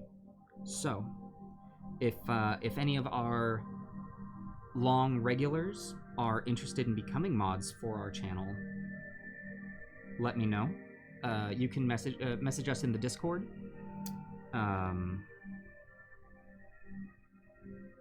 This isn't going to be like a, hey, just because you want to be a mod, you're going to be. There's definitely going to be a selection. You know, we'll probably have our good old main mod here, Ben, have final approval or something like that. But yeah. Yes, so Dragon Gem, we've got a bunch of shows here. So, and we're growing every day. Right now, we've got 3 main shows. Mondays, we've got Painting in Place, where right now we are. The main thing we're working on is the Dune-inspired sandworm that's meant to be a purple worm, but we are repurposing it for our own needs. And then typically, while we're waiting for things to dry, I'll have small things on the side like this crystal or this tombstone that we are working on. I'm gonna set this crystal aside. It does look really pretty. I'm really liking that color. And let me see here. Yeah, so as I was saying, I think we're ready to go back to here. something in the mouth is looking off, and I think it's where the outside meets the inside. I kind of want to get it a little more fleshy looking around the edge. I kind of want to get it a little pinkish. So we're going to add, yeah, a little bit of brown rose to this color here. Hey, KittyCat20, thank you so much for the follow. Welcome to the Adventurers Pack. We are a group of nerdy friends sharing what we love on the internet. Today we are painting in place. We currently have a 10-minute cooldown from when you are a follower to when we get to actually chat with you here in the chat. So I look forward to being able to talk to you here in about 10 minutes. Until then, enjoy our painting. Okay, what was I doing? Desert yellow mixed in with, oh man, this pink. This needs a lot of cleanup. Oh yeah, that's what I was saying. I was talking about the shows. So yeah, we got painting in place on Mondays.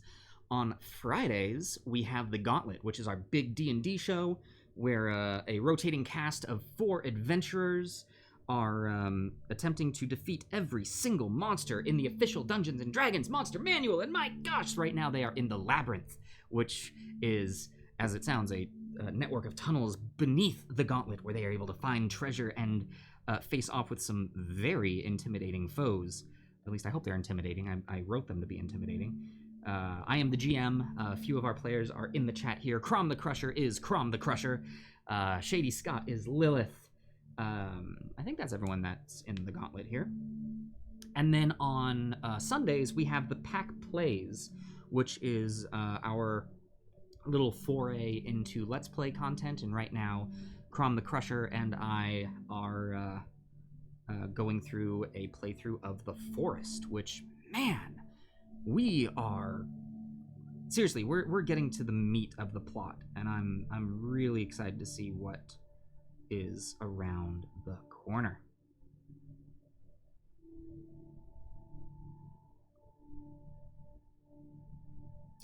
This is a tough color to mix. Let's add a little bit of this in.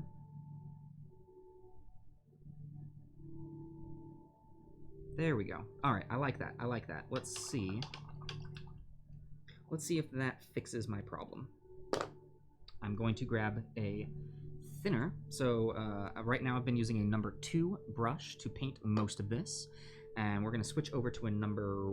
Actually, no, we're not going to use a number 1. We're going to use a finer detail brush, because I think we are going to start getting to the finer detail. So we're using a 0-0, or a 0-0, if you are across the pond.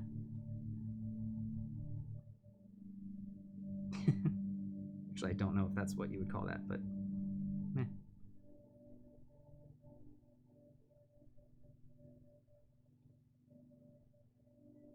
All right, here we go.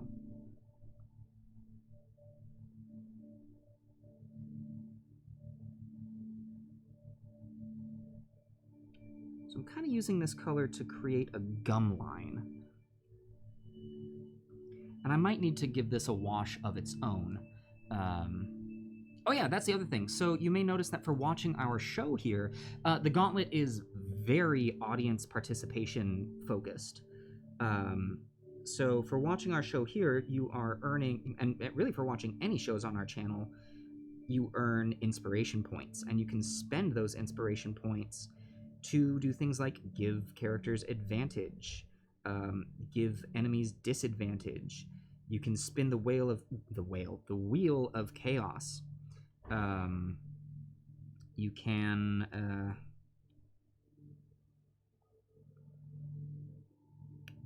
heal the party. So there's a lot of cool things that you can do to influence what happens in the game.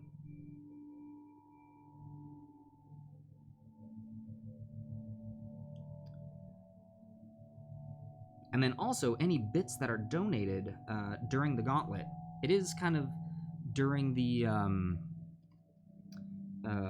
It technically happens during any show, but it's so much more meaningful if it's during the Gauntlet, because the players are there and get to be a part of it. Any bits that are donated to the channel here actually go towards, well, in addition to going towards us as a channel and helping us to grow, they then transfer into gold that the players can use to buy items.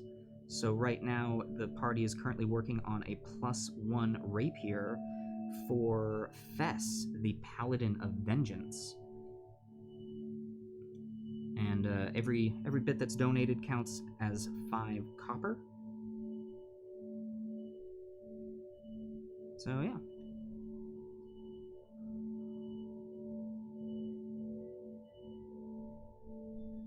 So I'm not 100% sold on this color that I'm laying down, but no, it's doing something.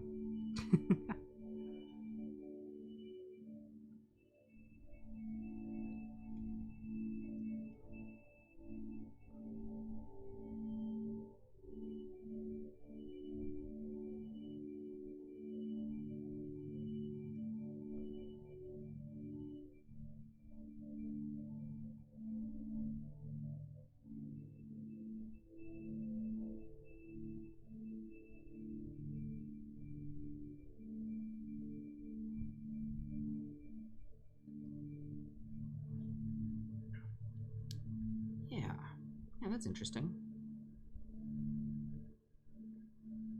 So now what I'm going to do is wait for that to dry a wee bit, and then I'm going to give that a wash in a more softer tone to help kind of transition that those two areas. I think that'll be really good. And the nice thing about that is we don't actually need to wait too much for this to dry. Let me see here. Dragon Gem, running an in-person buddy campaign for your husband and one of your friends, loosely based on the supernatural. That's awesome. That's so much fun. Oh man, no, that is amazing. Oh yeah, no. So we do have all of the past episodes on our YouTube channel. So we also have a YouTube channel in addition to our Instagram, Facebook, and Twitter, which currently is having a Facebook. A birthday giveaway. We've been on the internet for 1 year. We're giving away some custom inspiration tokens made by the wonderful Lachlan's Loot Library. You can also head over to our YouTube and you can see shows such as The Bestiary, which is it's a show that goes in depth and talks about monsters from the Monster Manual. You can also watch. Let's use a flesh wash for this. That'll be interesting. And then you can watch some of my other painting shows that I did before we really did the live painting, and you can watch past episodes of this and the Gauntlet. Why did I shake that up? You don't really need to shake up washes. Nautical arm of an organization like Warehouse. 2 shows that I love. Warehouse 13 is great. Sorry to hear that broke up. Decided that you wanted to do a buddy game. So wait, is it just you and your husband playing?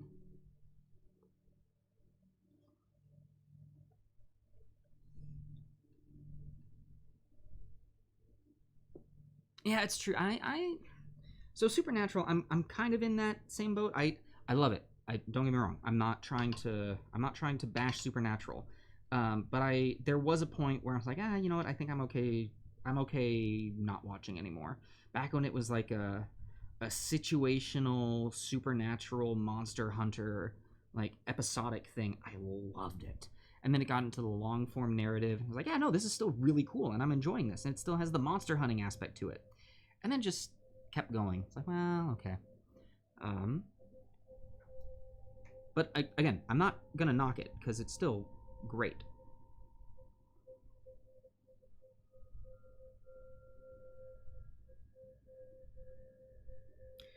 So it is your husband and one friend, and you're DMing. They are playing sister. That is so cool. I love that. The the first.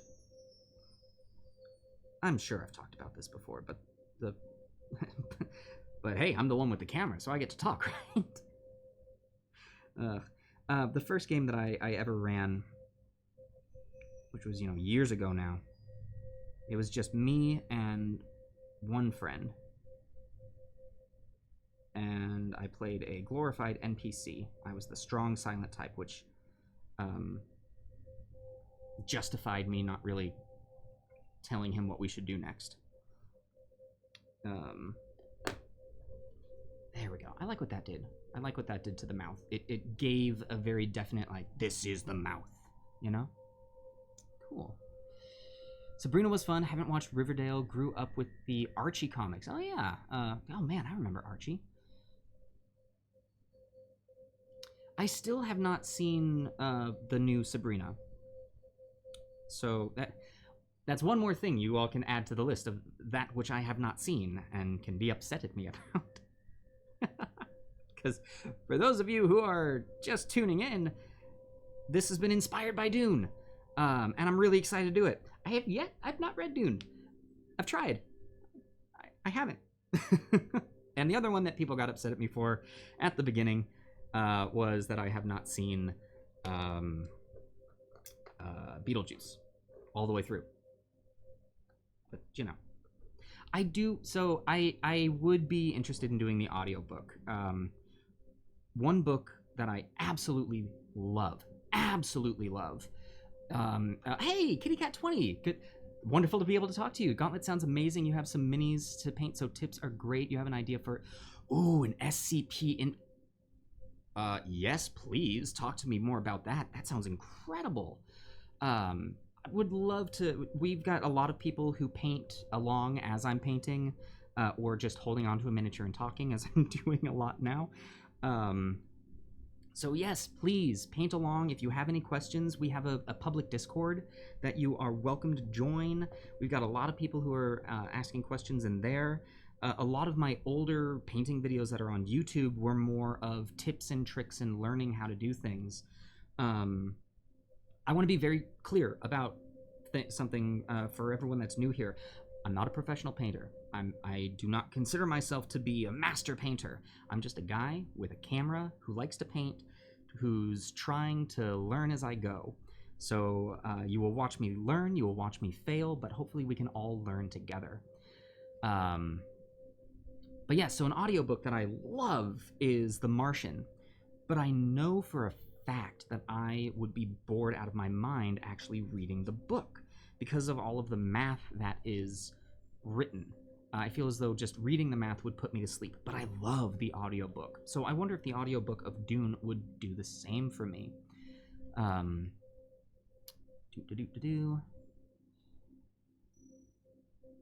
Yes, I would like to do it before the movie. I really would. And I know that I would love Dune. I really know that I would love Dune. I know it for a fact. That's just, that first chapter is such a beast. Okay, we're going on to the teeth. We're moving on to the teeth. Where's the color that I used for the teeth? I think it was, honestly, we worked into the skeleton bone, which okay, I gotta stop doing this. Here are the colors that I am using. All other colors are going away. There. I should have, I always do that. I don't know why I didn't do that this time around. Okay.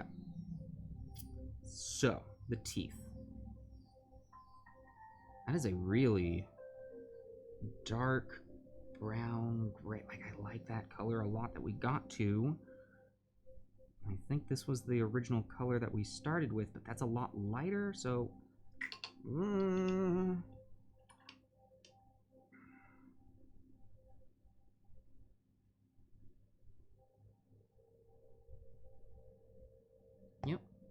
Yep, we're gonna try this.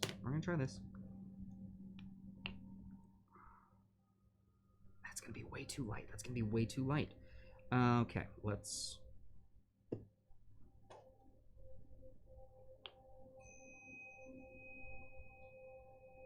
So what I'm doing right now is mixing the original colors together. Now, the issue is the original color that we used in here was a combination of desert yellow and skeleton bone. So it's not as though I have just an easy, aha, here's the color that I used.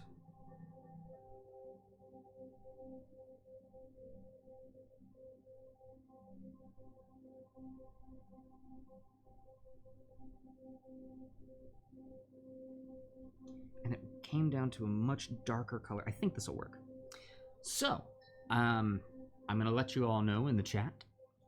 I'm gonna be looking down a lot right now, so if I don't get to chat to talking with you, I sincerely apologize.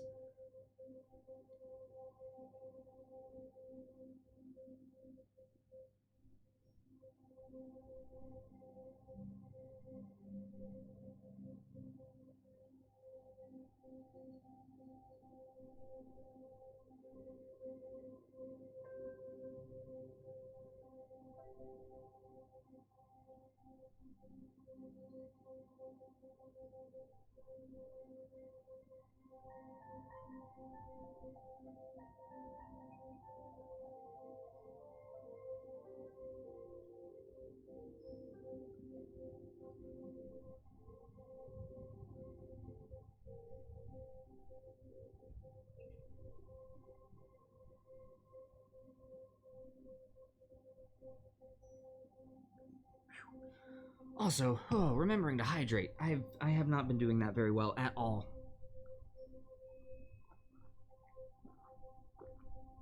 There we go, much better. Remembering when doing fine detail work like this, always breathing, don't hold your breath. Holding your breath doesn't help.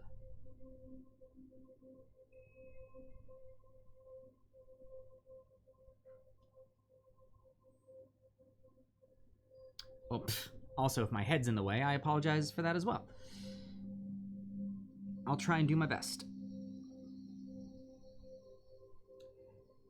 Yeah, you know, I feel as though their teeth would be pretty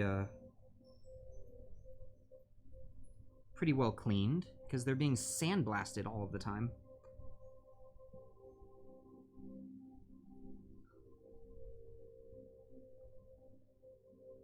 I did really like that in this trailer, as opposed to like all of the other art of the sandworms, that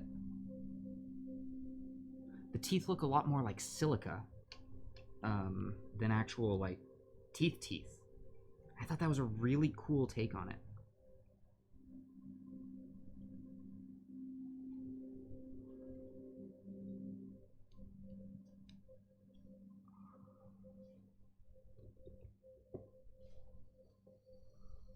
Yeah, seriously, steady, steady.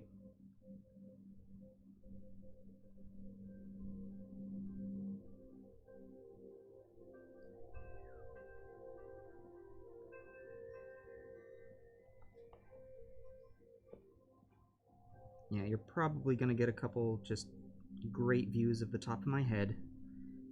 So for that, I am sorry, but it's gonna happen.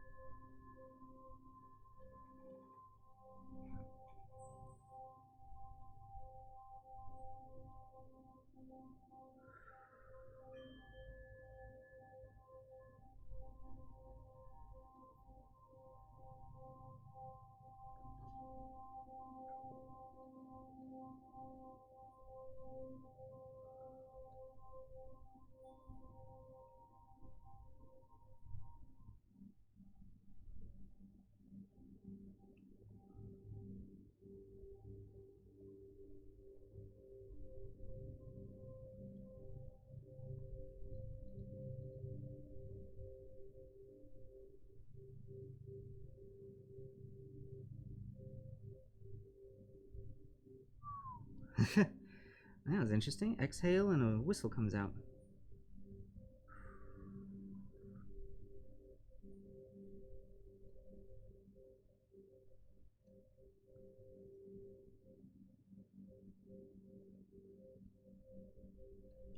All right, there we go. That is step 1, and that's looking pretty good. Like I said, I'm not going to hit every single tooth. I kind of like the idea of... I want to hit every single tooth, don't I? Shoot, I really do. Okay. No. Scott, don't do it. Scott. Less is more. Less is more. There we go. I know, it's looking really mean. So now we're going to add some more skeleton bone to it for our second layer of highlights on the teeth.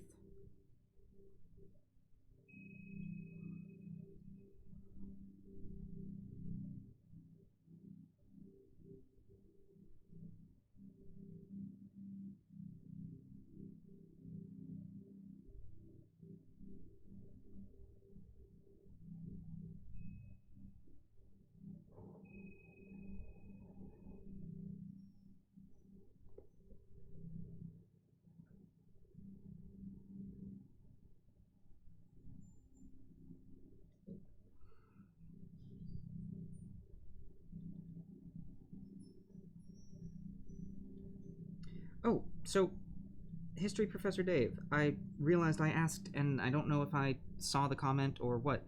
How did the rest of your session go?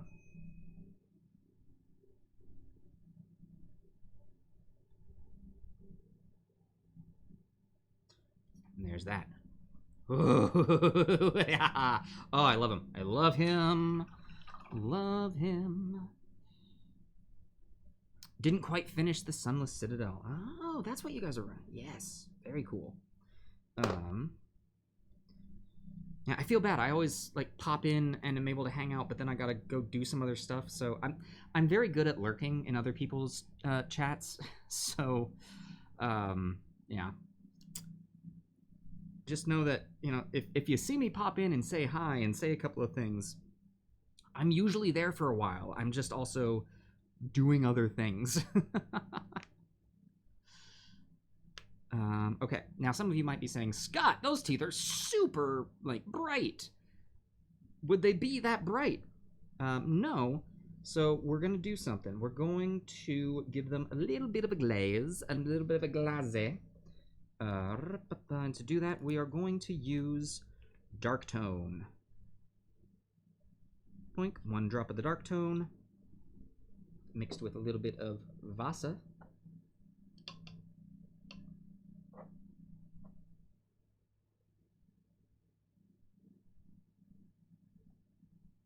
And a little bit more Vasa. And that should do that.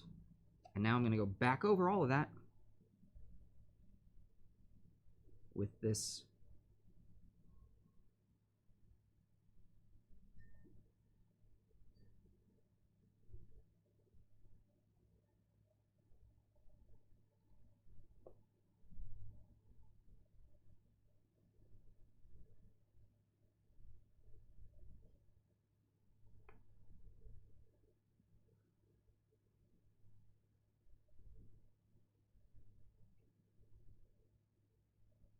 perfect.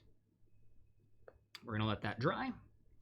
Also, Army Painter has been beautiful to use. Definitely a gray recommendation, or guessing great recommendation. Oddfon, you are so welcome. I honestly, I do think that Army Painter is such a great recommendation. I give that to everyone who is starting to paint. Is it the best paint in the world? No. I'm switching over a lot more to Reaper paints these days. They are more pricey, but there's a lot more options in color, and I like them. But Army Painter is such a great place to start. You have so many great color options to you, and can get a lot done. So I'm so happy that it's going well. I really am. Wink. All right, we're gonna leave that there, and we're gonna come back to this. Let's go ahead and paint that base a different color. Everyone say it with me. What's Scott's favorite color?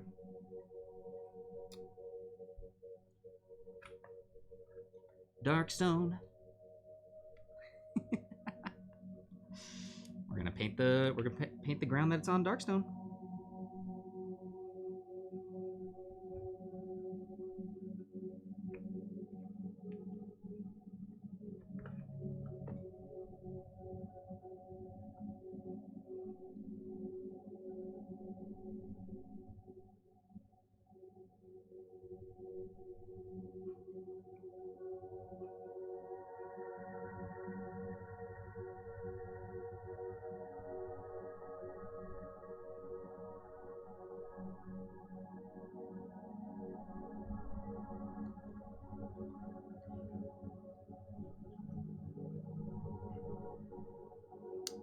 Yes, so that is correct, Reskin.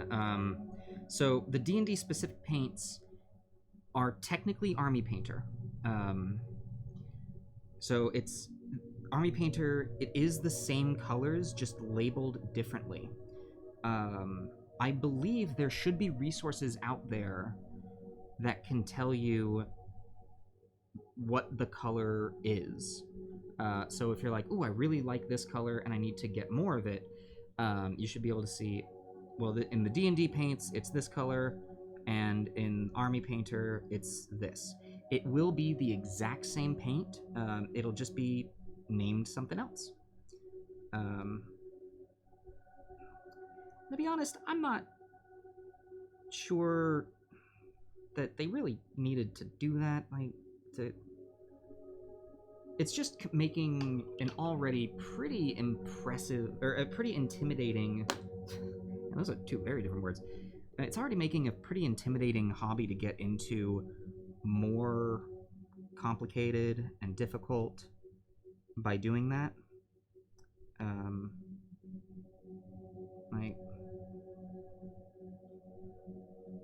So, yeah. Okay, now looking at this, the Darkstone that I put on here, I don't know if I would have necessarily done... Well, no, I do like it. It's turning out great. I don't think I've ever used Darkstone. Ooh, that just got a lot on the stone there. Ooh, that's a big old mistake. Possibly one of the biggest mistakes I've ever made. Ooh. Anyway, what was I saying before I royally screwed up? It's okay, I can be sloppy right here.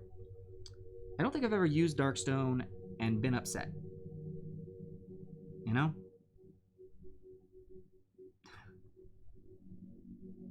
Every time I've used it, I'm like, yeah, that looks good. Yeah, I'm being super sloppy right now. And that's fine. That's totally fine. Just trying to differentiate the ground that these gems that are popping out of would be, you know, it's not all gonna be green.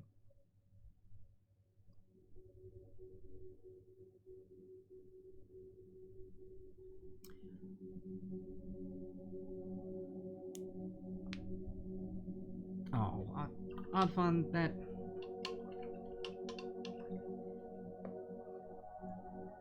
I'm glad that I could be a helpful factor in you getting into this. It's such an amazing hobby. It really is. It's so much fun. And you know, it is filled with gatekeepers. It really is. And that sucks. It's one of the reasons why we wanted to make sure that we had a very open and welcoming community. You know, I don't want to be a gatekeeper. I want to be a greeter. I want to be the guy at the front door. It's like, hey, welcome, come on in. There's plenty of room. If you have any questions, here's my card. Let me know. So, I'm glad I could help you in. See, exactly, Zagmeister. I'm not a professional. Just a guy with a camera, likes to paint. That's all it is. This is actually, these aren't my hands. The hands belong to somebody in, I think they're in New Zealand. The camera work, that's me. Like, hey, this is Scott. But no, the hands, that's... We have a live feed going on, so we're very good at doing the whole, like, back and forth thing. And any time, like this here, bringing the mini up, CG. That's all it is.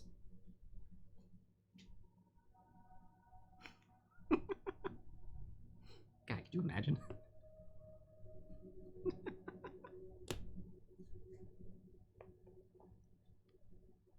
Sorry, sometimes I just crack myself up a little too much.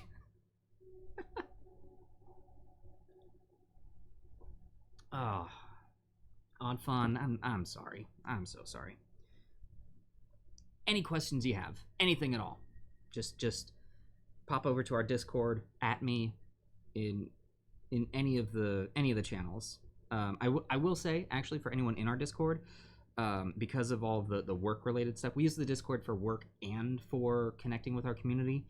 And because of all of the work that I do have the general community tabs muted. I go in and I check every so often. But if you want to grab my attention, if you want to ask me something, just at me, and then I will get that notification. So if you have painting questions, ask me in Painting in Place. If you have questions about becoming a GM, we just had Liquid Water in the Discord, had some GM questions, and she asked me in the GM's corner questions about anything in general. Hit me up in the general. We're here.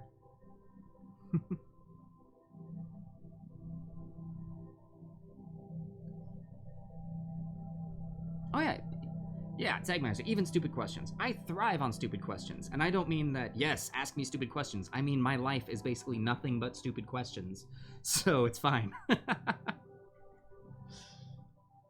we're gonna let that dry over here, and we're gonna come back to this. Friends. We might be done. We might be done with this. How much time have we got? We got 30 minutes. Okay, so here's what I want to do with the time that we have left on this. We're going to wait for the rest of everything in the mouth to dry. And to do that, I'm actually going to take this and put it over by the fan so we can just get a face full of air, have that dry quicker. When that's dry, we'll go ahead and we'll take a brief intermission. I'll go outside and I will seal it. And then hopefully it'll be sealed enough that I can then, what I want to do, I think could be interesting.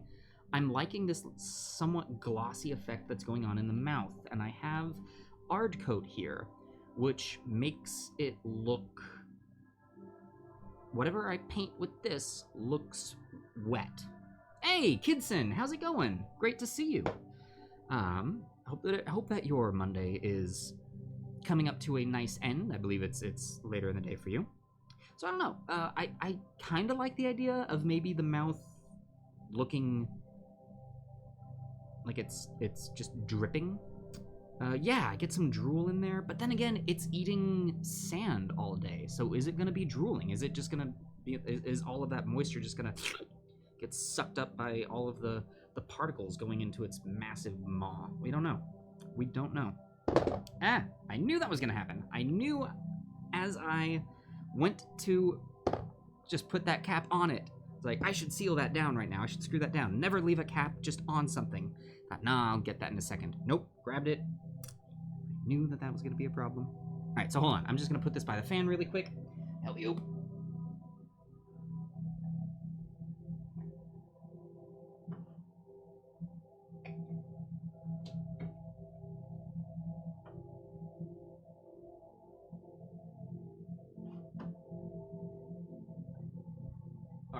And actually, since I was by the fan, I was able to grab this. You may remember from our Brain in a Jar, we were also working on a fountain. Well, it dried, and this is what it looks like. So yeah, that's the fountain with water. I thought it turned out really nice. So yeah, really simple effect, really easy thing. I think it took us like total work time, maybe 20 minutes. The rest of the time was waiting for stuff to dry and waiting for the resin to cure. Really quick and easy to do. But I'm really happy with how that turned out. All right, let's clean this up. Emerald green is over here.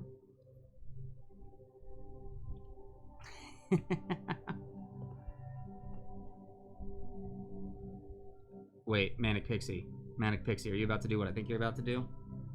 Oh, wait, you can't put links. Ben, I'm pretty sure you can allow that. Wait, Ben, can you see that as a moderator?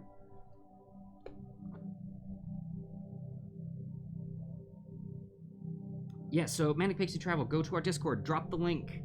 Ben will be able to grab it, and Ben is able to put links in the chat. That is one of the other things that that safety has always been around, that only moderators and, actually, no, just only moderators are able to put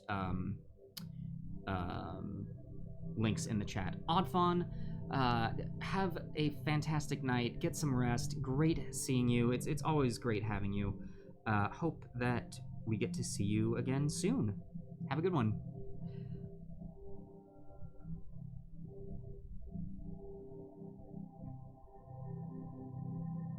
Oh yeah, so Ben's the only person that's actually allowed to post links, so get that link to him and he'll do that. It's okay. It's not as the sort of thing that we publicize and we're like, haha, no one's allowed to post links, so you're not. You're fine. You're fine. It's not so much a rule that you're not allowed to post links. It's more of we just don't allow it. Like it's just not a thing.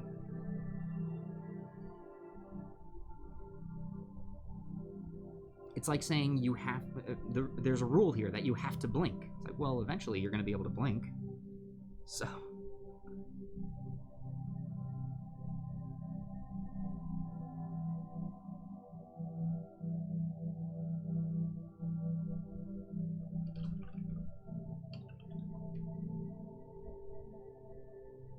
Exactly, there are more guidelines.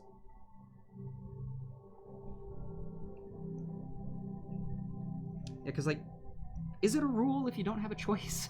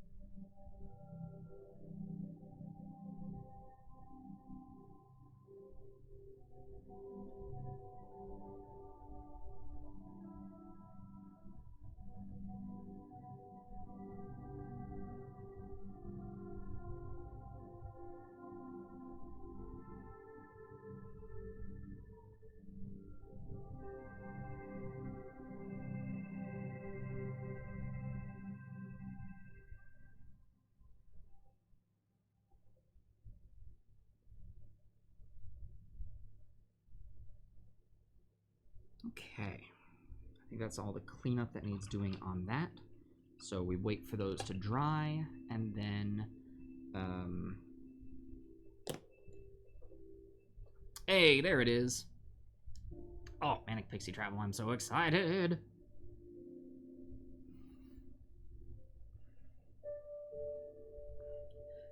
Yeah, no, this color is turning out really nice.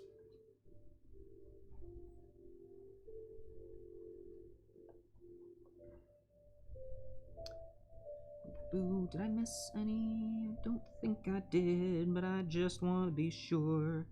Because, oh, there I did. That's why I was checking.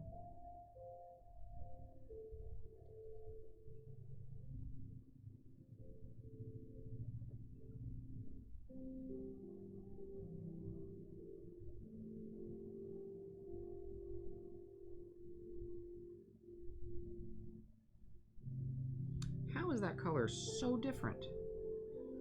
It's the same freaking color.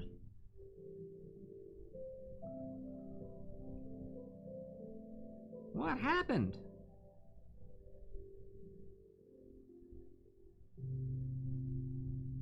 That's weird. That's very weird.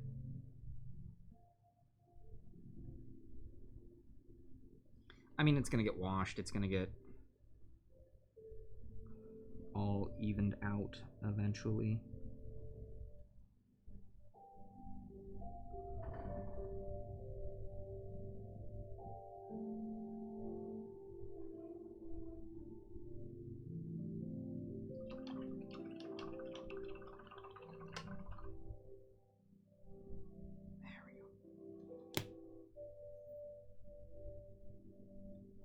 No, it's true.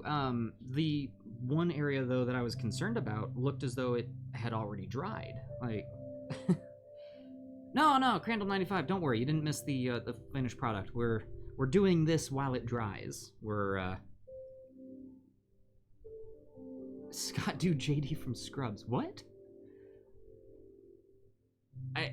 Okay. Wow, that's a very specific impersonation. I don't have that one in my repertoire. Like, okay, hold on. So he's always got like that. You know, every morning. No, see, that's already too high. Every morning. No, I'm gonna have to practice that one.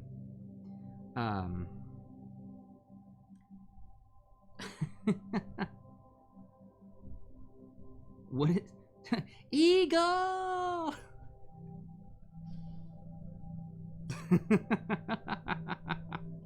Yeah, that's right. I was just thinking, it's been a while since we've done some impressions. Oh wow. So next week I have to have a good JD from wow. So this is getting into where it's tough because character voices are one thing. When it's super bizarre and like when it's a very outlandish voice, it's a lot easier to learn and impersonate. But when it's a person, when it's a normal human's voice, that's tough. I'll do it. All right, that's my goal. What's that actor's name? Can't remember what his name is. But yeah, Zach Braff, thank you. I will do I'll do my darndest to have a good Zach Braff specifically doing JD from Scrubs ready for next week. Ego. God. Oh, it's been a while since I've seen that show.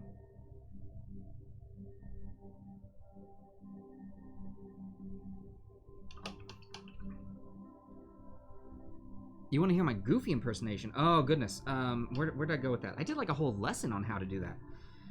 Where it was, back here you get very rough, and then you just wiggle, and we'll be back. Randall 95? Want to hear my Ruby voice? Whoa. There we go. That's Scooby.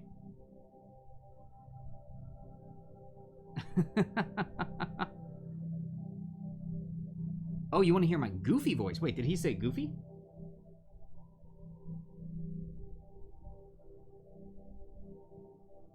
Did I miss that? Crandall 95. Oh, you want to hear my Goofy? Oh. Okay, hold on. So Goofy is he's a little more in the middle of the throat than up there. And gosh. Ooh. Okay, so here's gonna be the other thing with Goofy. I need to figure out which rendition. And this is also something I had to do with Scooby. That it's not just a question of that voice, it's a question of which actor doing that voice. So Goofy is... So you get to see me finding a voice, which is always embarrassing.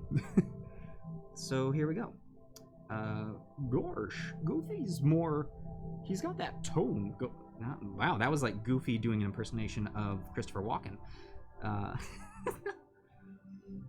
Yeah. Gosh. And there are those words that you find. One of Goofy's words is gorsh. No, gorsh. But I'm gonna have to listen to more of him. I don't actually have Goofy's voice in my head to practice off of, so I'm gonna have to listen to that one.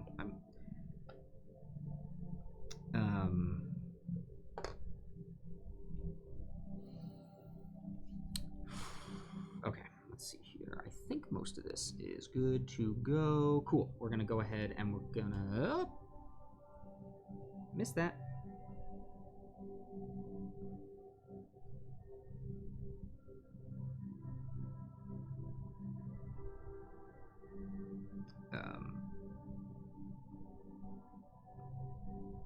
Yeah, there's some voices that are... Yeah, you gave me homework. You gave me 2 bits of homework. I'm going to do JD first because...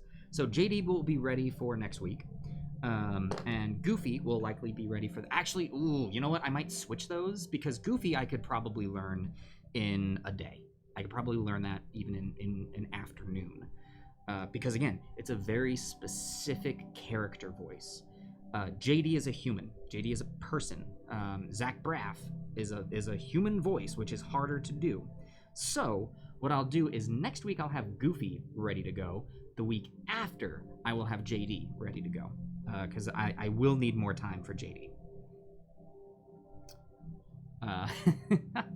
For everyone new here, wondering why the heck we're having me do impersonations, hello, my name's Scott. When I'm not painting miniatures, I am a voice actor by day.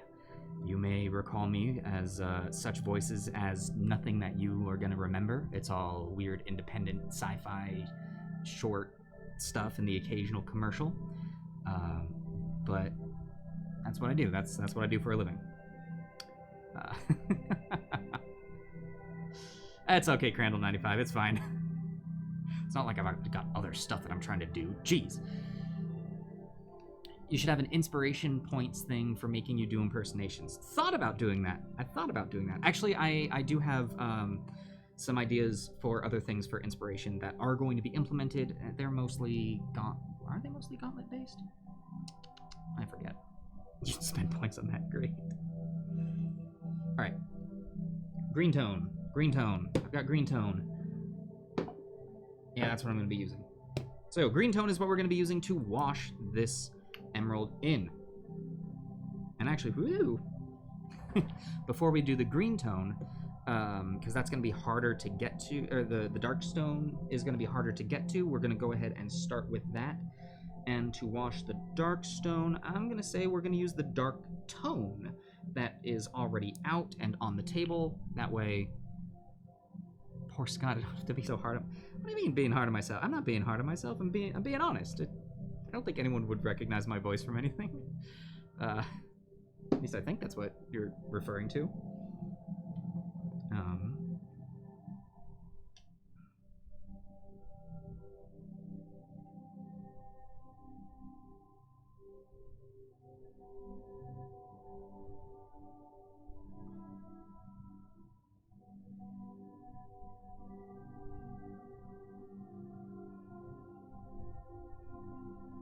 The goal is to get into things that,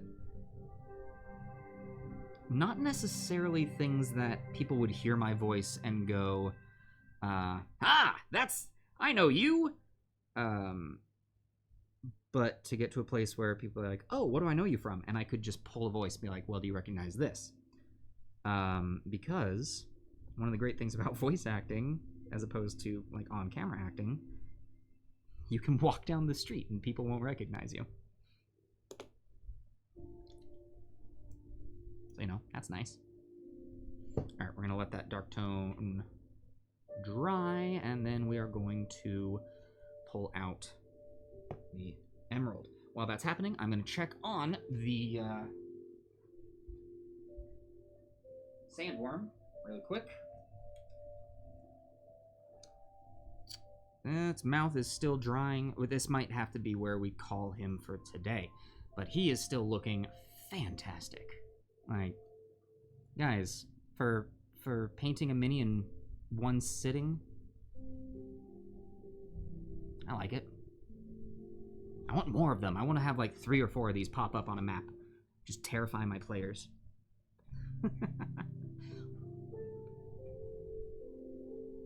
Oh my god, yeah, no, Shady Scott has so many inspiration points.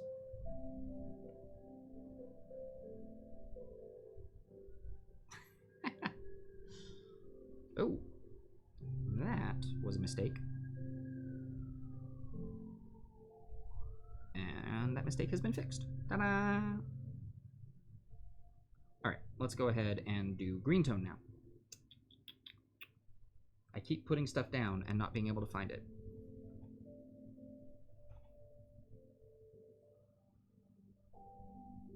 Aha!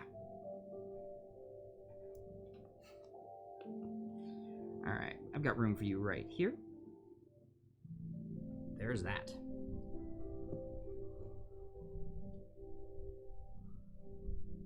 Wow.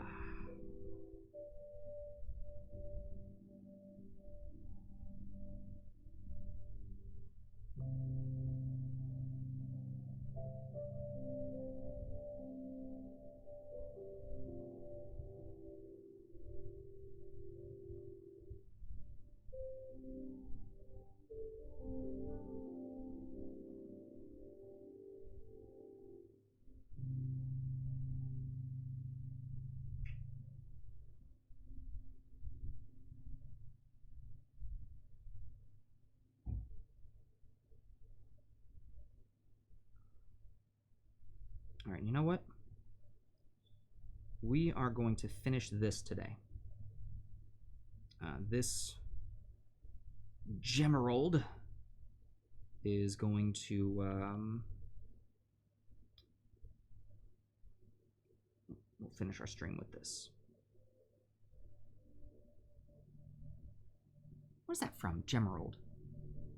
Kidsen, protein shake done, shower done, laying in bed watching this calm painting showing progress. Oh, good.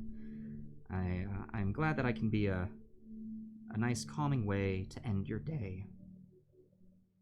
Kidsen, as you lay there, relaxing after a long day, I hope that you can feel all of the muscles in your body just relax. Just let loose all of that tension.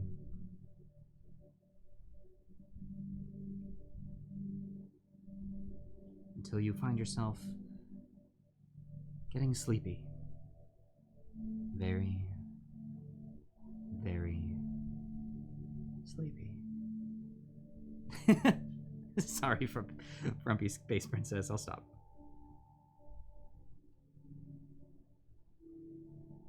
So that was one of the things that I did voice work for. Is I did a couple things like that. I did a self-guided meditation. So I was one of those things that you put on and hear the whole, you find yourself in an open field. Feel the grass beneath your feet.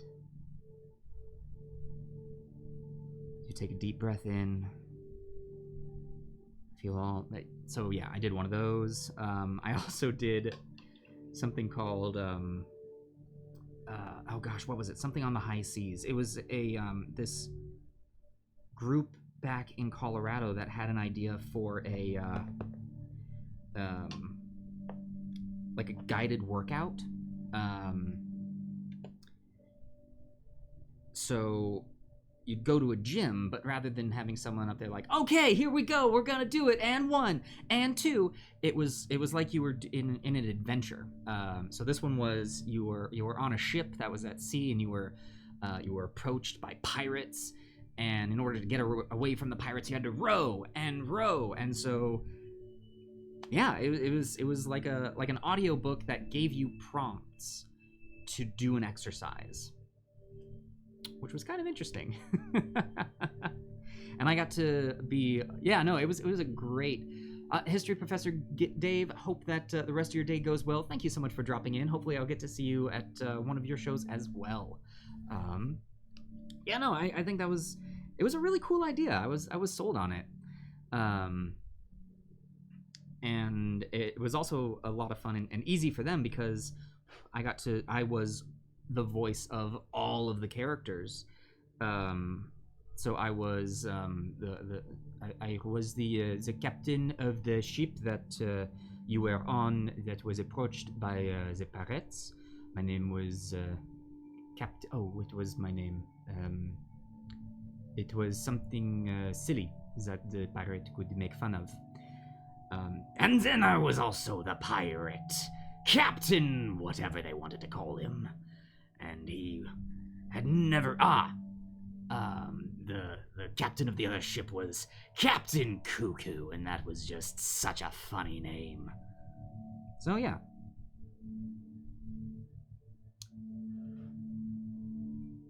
Alright, we're gonna let that dry. And while we're... well, we can't do anything while we wait for that one to dry because, well, we're done with this, which turned out really cool. And we're done with this, which is, you know, the marker for whoever ended up deciding they wanted to fight this thing.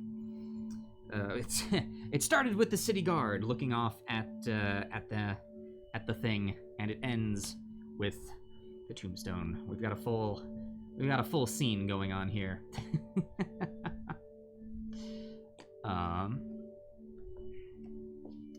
Yeah, so Sea of Thieves, when does that start after the forest? So Sea of Thieves is one of those that I want to do with more of the pack than just me and Josh. I would love to get more of the pack involved. Oh my goodness gracious. This guy broke off of his stand. Oh, I need to fix that. Actually, I can do that right now. I need something to do while this paint dries.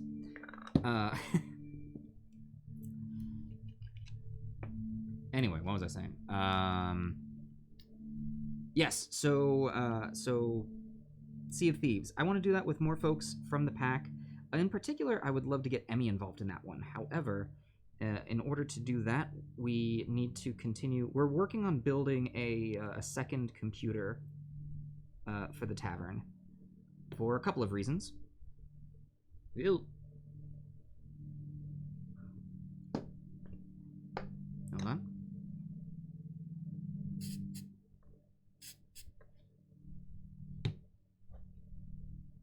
And done. The computer that we're on right now is our main streaming computer, and it's the only computer that we have at the tavern that can actually has the power to stream. Our other computers just won't handle it. And we realized, well, we should probably have a backup. If something goes wrong with Bucky, our main computer, we want to be able, you know, the show must go on, that sort of a thing. So there's that. But the other thing that would mean, so yeah, so Kids and we would be playing through Steam. That would also mean that in shows like The Pack Plays, we would be able to have multiple people in the tavern, which at the moment is myself and Emmy, being able to be in the show together. Right now, we can really only have the one of us. So we're working on that. Once we get our second computer built, we will likely do The Pack Plays Sea of Thieves. We've got a couple more options for what we're going to do after the forest. One that was suggested that I really like the sound of was Biped. That just looked really interesting. I am excited for Sea of Thieves too. Honestly, we'd probably be able to get Shady Scott, Josh, or Crom the Crusher, myself, Emmy. We could probably, let's see, I think it's 4 players per team. We could have a group of 4 every single time, regardless.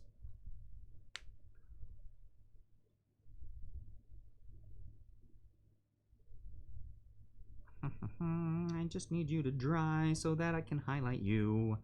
The way that we're going to highlight this, super simple. If you guessed dry brushing, you were right, partially. We're going to dry brush the whole thing, get that original color back, help that shading kind of live a little more, and then we're going to do some very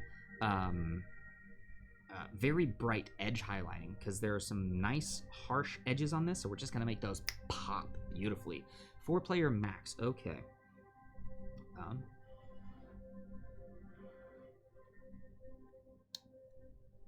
And yeah, there's other games out there that I'd like to try and get more of the pack involved in.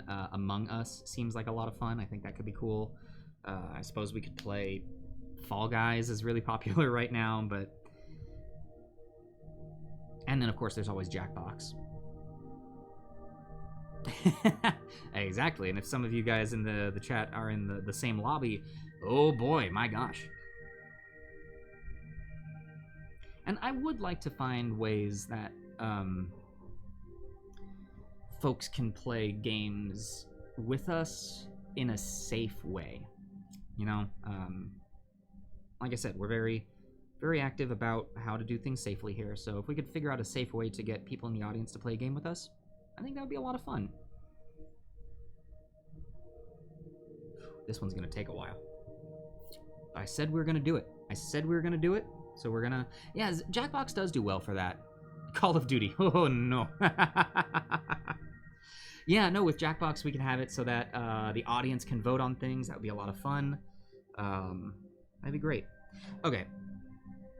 I hate to do this. I said we were gonna finish this, but I also remembered I gotta get going because I've got a fancy dinner planned for tonight that I actually have to do a little bit of prep on, but also Monday night is a game that I run.